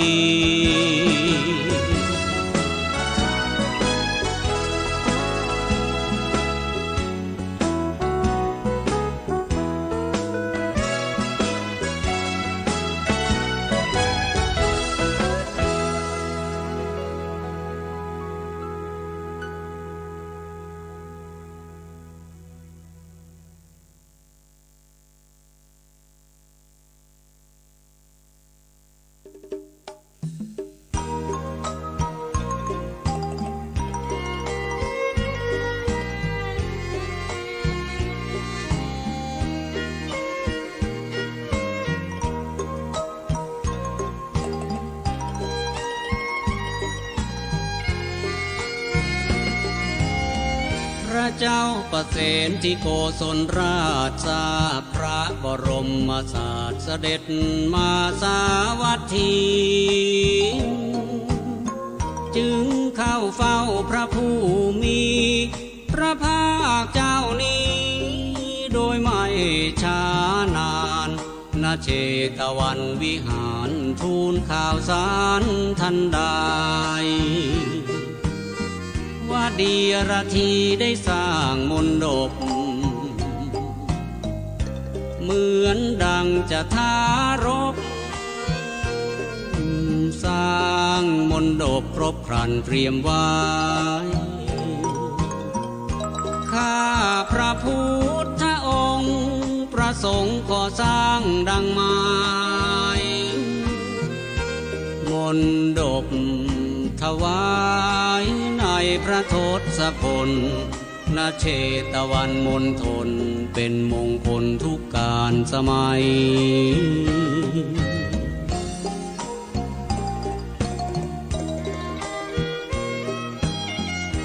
เอกองค์พระศาสดาต่อพระราชาอย่าทรงเป็นห่วงใยตถาคตมีที่หมายทำปาฏิหาริย์ใสต้นไม้มะม่วงนั้นเรื่องมนดกอันที่ราชันจะสรรสร้างและวิไลเตรียมพร้อมน้อมนำถวายมหาบพิตรจงได้เว้นไว้อย่าสั่งการฝ่ายเดียรธีครั้นมีข่าวว่าพระบรมศาสดาจะทำซึ่งปาฏิหาริย์หน้าต้นมะม่วงเท่านั้นก็สั่งการสิทธินั้นทั้งปวงให้ตัดทุกต้นมะม่วงแม้เมล็ดมิให้มี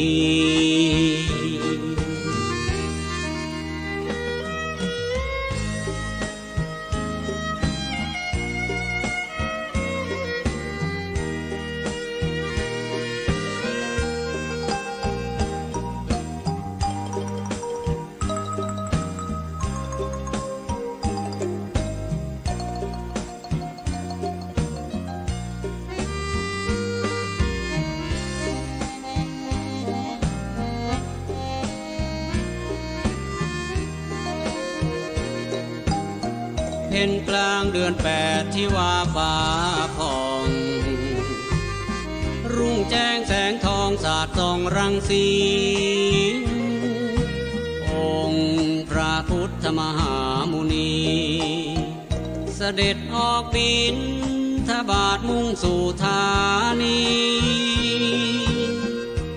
ในระหว่างทางนี้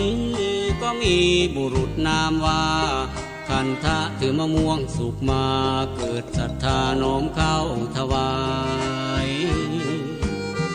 ทรงรับมะม่วงจากนายคันทะแล้วมอบให้พระอานนท์ขันน้ำมะม่วงทันใดครั้นเสวยเสร็จแล้วพระทรงชัยสั่งให้นายคันทะขุดดินทันทีให้นำเม็ดมะม่วงนี้ขอนาทีตรงนั้นโดยพลันเร็วไวทรงล้างพระหัตถ์ลงไปใส่หลุมมะม่วงที่นายคันทะปลูกไว้พอดี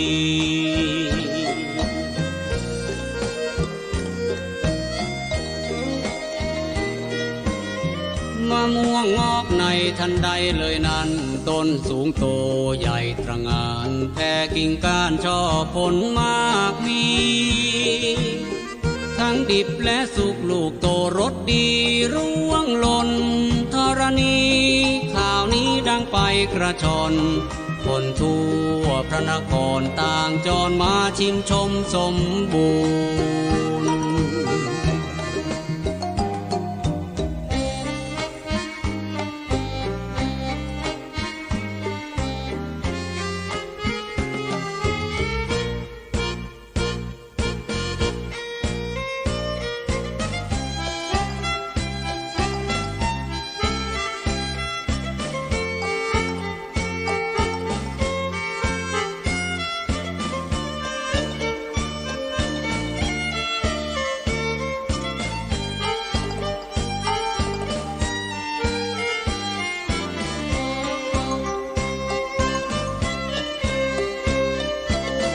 ระเจ้าประเสนที่โกศลสั่งให้คนดูแลต้นมะม่วงไว้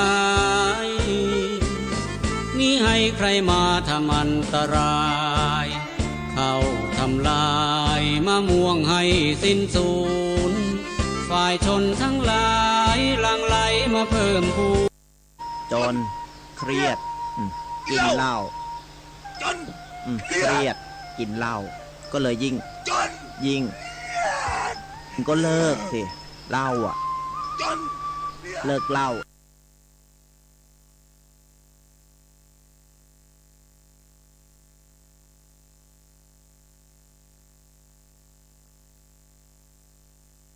เลิกจนเริ่มต้นเข้าพรรษานี้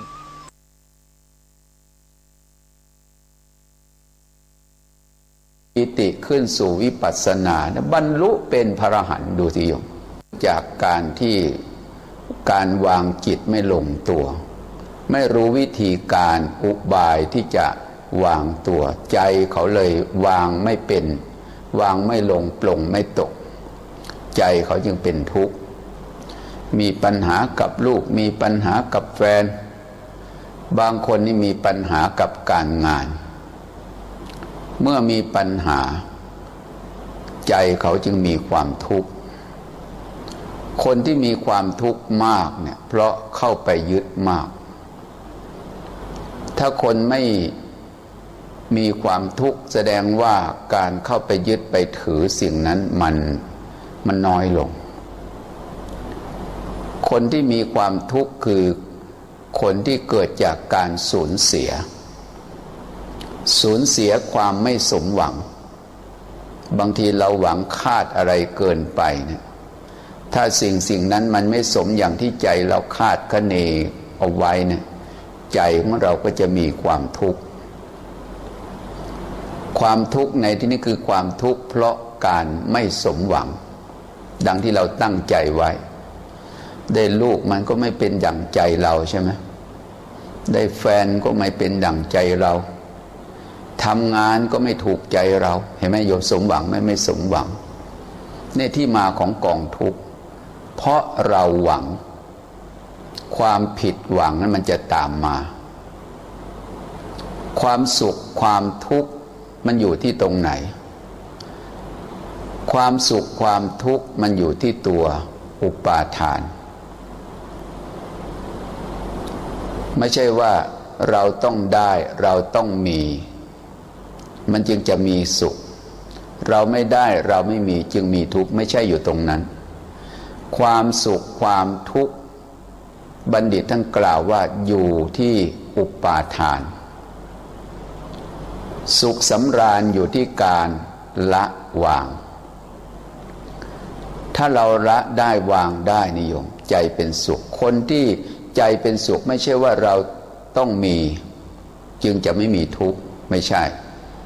เราต้องไม่มีจึงจะไม่มีทุกข์ก็ไม่ใช่เหมือนกันความสุขความทุกข์ไม่ใช่ว่าอยู่ที่มีหรือไม่มีมันอยู่ที่การวางใจของเราเข้าใจในสภาพสิ่งที่มีที่เป็นคนที่เข้าใจในสิ่งสภาพที่มีที่เป็นนั่นแหละใจจึงจะไม่เป็นทุกข์ถ้าเราวางใจได้ใจไม่เป็นทุกข์เปรียบเทียบว่าจิตใจของพระอริยเจ้าท่านวางใจเหมือนบัวเนี่ยอาศัยน้ำบัวเนี่ยใบบัวอาศัยน้ำแต่ใบบัวเนี่ยมันไม่ซับน้ำมันอาศัยน้ำบัวเนี่ยแต่บัวเนี่ยมันไม่ซับน้ำพระอริยเจ้าก็เหมือนกันท่านอาศัยขันธ์อาศัยรูปอาศัยนามแต่ท่านไม่ยึดในรูปในนามใจของท่านเลยไม่ทุกข์แต่เราปุถุชนนี่อยู่เอาเรามาเป็นที่ตั้งแล้วยิ่งเป็นนักปฏิบัติแล้วข้อนี้ต้องสังวรให้มากพระพุทธเจ้าตรัสว่าผู้ใดเห็นทุกข์ผู้นั้นชื่อว่าเห็นธรรมะเราบอกว่าเรามาปฏิบัติธรรมพอปีนเกลียวหน่อยไม่ถูกใจหน่อยทนไม่ได้ใช่ไหมโยมเนี่ยมันบ่งบอกถึงว่า สติปัญญาของเราไม่มีกำลังเห็นธรรมะไม่ใช่ไปเห็นสิ่งอื่นเห็นธรรมะก็คือมาเข้าใจเรื่องกายเรื่องจิตนี่เองเรื่องกายเรื่องจิตของตัวเองก็พอทำเราแต่เรื่องกายเรื่องจิตของคนอื่นเราก็หอบมาด้วยนะคนนั้นเป็นอย่างนี้คนนี้เป็นอย่างนี้นี่ขนาดธรรมะยังไม่รู้ไม่เข้าใจเลยยังจะไปดูแลคนอื่นอีกคือเรื่องของธรรมะเนี่ยมันเป็นเรื่องของความเข้าใจเรื่องเหตุเรื่องผลถ้าคนเข้าใจเรื่องเหตุเรื่องผลเรื่องธรรมะเขาจะรู้จักละรู้จักวางนะรู้จักละรู้จักวางเพราะฉะนั้นพระธรรมคำสอนที่องค์สมเด็จพระสัมมาสัมพุทธเจ้าตรัสไว้ว่าธัมโมจะเทสิโตพระธรรมเนี่ยอันพระผู้มีพระภาคเจ้าแสดงไว้ดีแล้วคือแสดงไว้ดีแล้วก็คือแสดงไม่ผิดเรียกว่านิธัมโมจะเทสิโตคือแสดงไว้ไม่ผิดนิยานิโกนำผู้ปฏิบัติออกจากกองทุกข์ได้จริงนี่จุดสูงสุดของพระธรรมที่เราได้ยินฟังคนฟังธรรมะฟังพระธรรมว่าเป็นสิ่งที่ประเสริฐมันประเสริฐอย่างไรคำว่าฟังธรรมแล้วประเสริฐก็คือ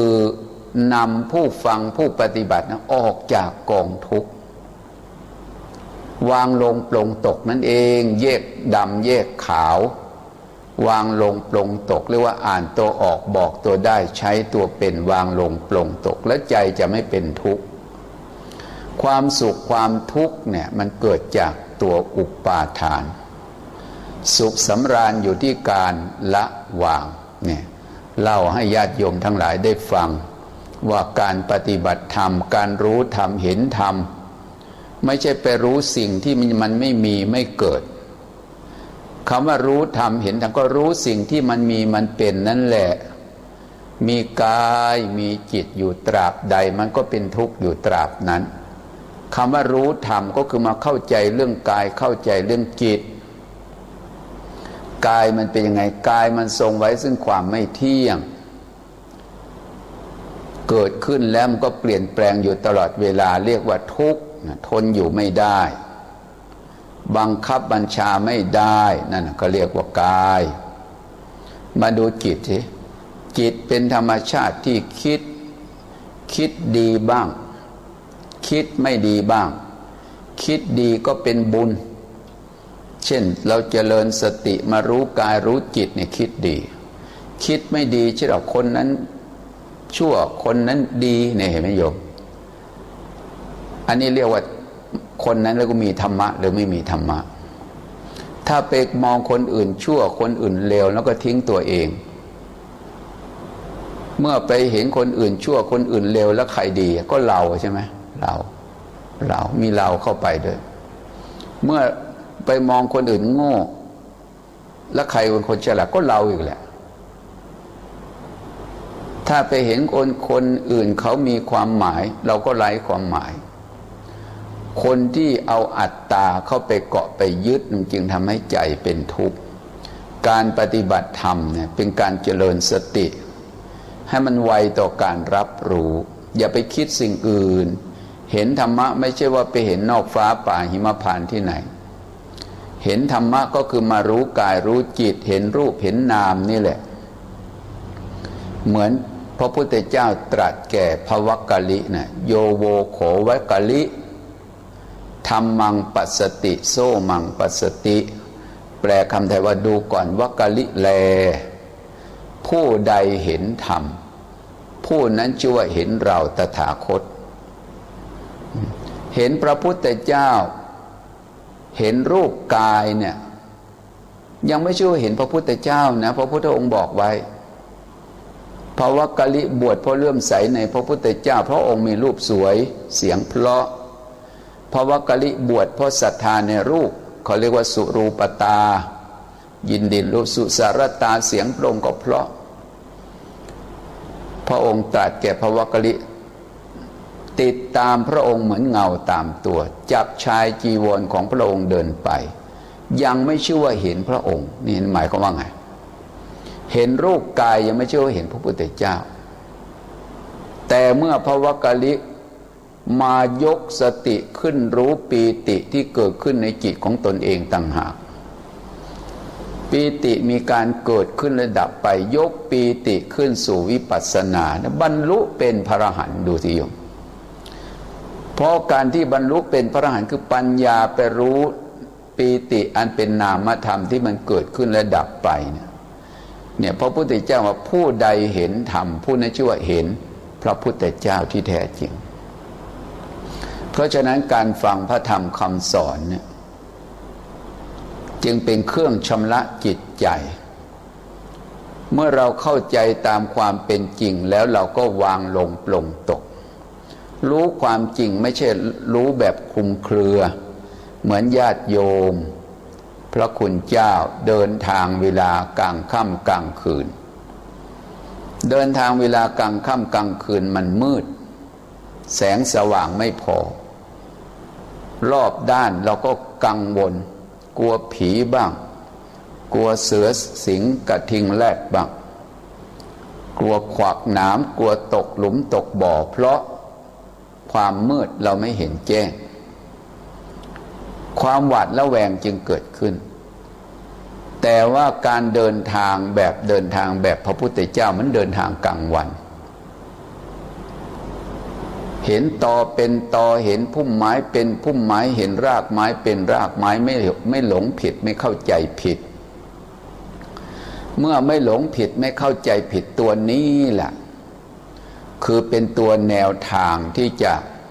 นำผู้ปฏิบัติให้ออกจากกองทุกข์นำผู้ปฏิบัติออกจากกองทุกข์การปฏิบัติธรรมเป็นการพัฒนาจิตใจของเราให้มันไวต่อการรับรู้เห็นธรรมะก็คือมาเข้าใจเรื่องกายเรื่องจิตเข้าใจเรื่องรูปเรื่องนามเนี่ยญาติโยมเหมือนเราอยู่ร่วมกันหลายๆคนทะเลาะเบาะแว้งกันส่วนมากเราไปมองคนอื่นไม่ได้มองตัวเองบัณฑิตท่านยังกล่าวว่าเพ่งโทษตนเป็นบัณฑิตเพ่งโทษความผิดของคนอื่นนั้นเป็นพาลพาลก็คือโง่นะคนเรามันมองไม่เห็นตัวเองแล้วไปเห็นคนอื่นชั่วคนอื่นเลวจึงต้องมีการยกเราขึ้นเอาชนะเอาแพ้กันแต่ถ้าเราเอาชนะเอาแพ้มันก็เป็นผู้แพ้ตลอดกาลอีกแล้วโบราณท่านก็บอกว่าแพ้เป็นพระชนะเป็นมารเพราะฉะนั้นการปฏิบัติธรรมเห็นธรรมเนี่ยไม่ใช่ไปเห็นอย่างอื่นเห็นกายแต่ละขณะเราเดินจงกรมกายแต่ละขณะเห็นจิตความคิดความนึกแต่ละขณะเนี่ยนี่คือธรรมะนะโยมคิดดีคิดไม่ดีรู้ไหมคิดอิจฉากันคิดนินทากันความคิดถ้าเราไปมองคนอื่นก็ทิ้งจิตแต่ถ้าเอาสติมาดูจิตมันก็ทิ้งคนอื่นก็เท่านั้นเองความอิจฉาเนี่ยเกิดขึ้นในใจของเราก็เห็นคนอื่นเป็นคนไม่ดีแล้วเมื่อมีคนอื่นมันก็ต้องมีตัวเราก็ต้องดีเมื่อเห็นเราดีคนหนึ่งก็ไร้ความหมายเมื่อเห็นคนอื่นชั่วเห็นคนอื่นเลวมันต้องมีเรามันต้องดีนะมันเป็นอย่างนั้นไอ้ความคิดเนี่ยเป็นธรรมะความอิจฉาริษยาเกิดขึ้นในจิตใจของบุคคลใดมันเผาลนจิตใจยอมไม่เป็นเย็นไม่ได้นั่นคือตัวธรรมะพระพุทธเจ้าสอนให้รู้เป็นธรรมที่ควรละถ้าเราไปรู้ความจริงใจก็จะได้เกิดการละวางละอะไรละความเห็นผิดวางจากการยึดถือเพราะฉะนั้นการฟังพระธรรมคำสอนจึงเรียกว่านิยานิโกนำผู้ปฏิบัติออกจากกองทุกข์ได้จริงนะวันนี้มาพูดถึงเรื่องการเข้าใจเรื่องธรรมะเหลียวหน้าแลหลังนะศึกษาพระธรรมคำสอนแล้วบางทีศึกษาไปมากแต่ว่าไม่สามารถที่จะเข้าถึงธรรมมันก็ไม่มีประโยชน์แม้จะศึกษามากเรียนมากแต่ปฏิบัติไม่ได้ ไม่มองหน้าแลหลังโยมบางคนเนี่ยมองไปข้างหน้าไม่แลมาข้างหลังมันก็เลยไม่รู้ว่าตอนนี้เรายืนอยู่จุดไหนบางคนศึกษามามากแต่ไม่มีธรรมะปฏิบัติโกรธหัวฟัดหัวเวียงผูกอาฆาตมาตร้ายนั่นมีความรู้แต่ไม่มีธรรมะปฏิบัติธรรมะที่ตนอาศัยก็ไม่สามารถเป็นที่เกาะที่ยึดได้พระพุทธเจ้าไม่สรรเสริญมีธรรมะเล็กน้อยแต่เข้าถึงธรรมเนี่ยฟังเล็กน้อยศึกษาน้อยแต่เข้าถึงธรรมแต่พระพุทธเจ้ากลับสรรเสริญอย่างที่พระองค์ตรัสไว้ในสหัสสวรรคในพระธรรมบทว่าสหัสสัมปิเจคาถาอนัตถปทะสันหิตาคำพูดแม้ตั้งพันถ้าคำพูดนั้นไม่เป็นไปเพื่อการสงบระงับกิเลสคำพูดนั้นหาประเสริฐไม่นะท่านว่าเอกังคาธาปะทังไสโยยังสุตวาอุปสัมมติคำพูดคำเดียวแลอันบุคคลใดสดับแล้วสามารถสงบระงับกิเลสได้คำพูดคำเดียวนั้นแหละประเสริฐกว่าคำพูดตั้งพันเห็นไหมโยมหมายความว่าอะไรก็ตามลูกไม่เที่ยงนามไม่เที่ยงถ้าเราเข้าใจแทงตลอดจบแล้วโยมจบแล้วเนี่ยเพราะฉะนั้นให้พวกเราปฏิบัติธรรมอย่าลืมตัวเองตัวสติเป็นเครื่องระลึกเกิดขึ้นแก่ใครมันก็มีความไม่หลงลืมเป็นจิตเพราะฉะนั้นการฟังธรรมเนี่ยจึงชื่อว่าเป็นแนวทางที่จะนำไปสู่ความพ้นทุกข์เรียกว่าธัมโมจะเทสิโตแล้วก็นิยานิโกคือฟังมาถูกแล้วก็นำออกจากทุกข์คือแยกได้วางได้เห็นกายเป็นรูปเห็นจิตเป็นนามเนี่ยถ้าเราเห็นกายเป็นรูปเห็นจิตเป็นนามมันทำลายถ่ายถอนความเห็นผิดนะความเห็นผิดว่ากายเป็นเราจิตเป็นเราเนี่ยอานิสงส์แห่งการฟังธรรมเนี่ยพระพุทธเจ้าแสดงอานิสงส์การฟังไว้5ประการว่าตามหลักการ1ผู้ฟังย่อมได้ฟังสิ่งที่ยังไม่เคยฟังนี่ข้อหนึ่ง2สิ่งใดที่ฟังแล้วที่ยังไม่เข้าใจชัดเจนแจ่มแจ้งย่อมเข้าใจสิ่งนั้นชัดเจนยิ่งขึ้นประการที่3เนี่ยบรรเทาความสงสัยเสียได้ประการที่4ทำความเห็นของตนให้ตรงให้ถูกและข้อที่5จิตของผู้ฟังย่อมผ่องใสนี้เป็นอานิสงส์แห่งการฟัง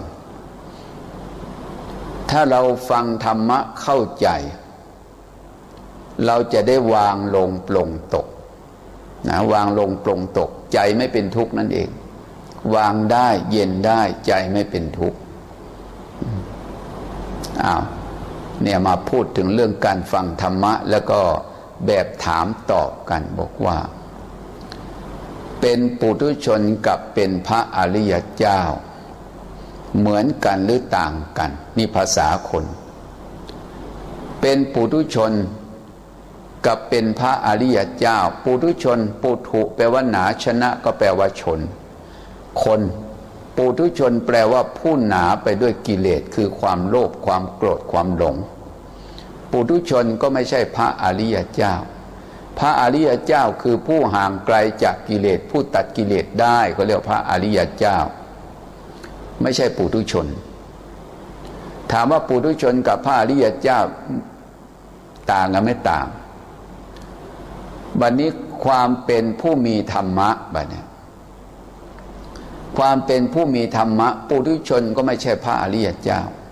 พระอริยเจ้าก็ไม่ใช่ปุถุชนนี่ว่าตัวบุคคลแต่ว่าโดยธรรมะแล้วถามว่าปุถุชนมีรูปกายไหมมีร่างกายไหมมีรูปประขันมีร่างกายบอกว่ามีและเป็นพระอริยเจ้ามีร่างกายมีรูปประขันบอกว่ามีปุถุชนมีการกินข้าวกินน้ำเมื่อมีการกินก็ต้องมีการถ่ายและพระอริยเจ้ามีกายไม่มีเมื่อมีกายก็มีการกินการถ่ายมี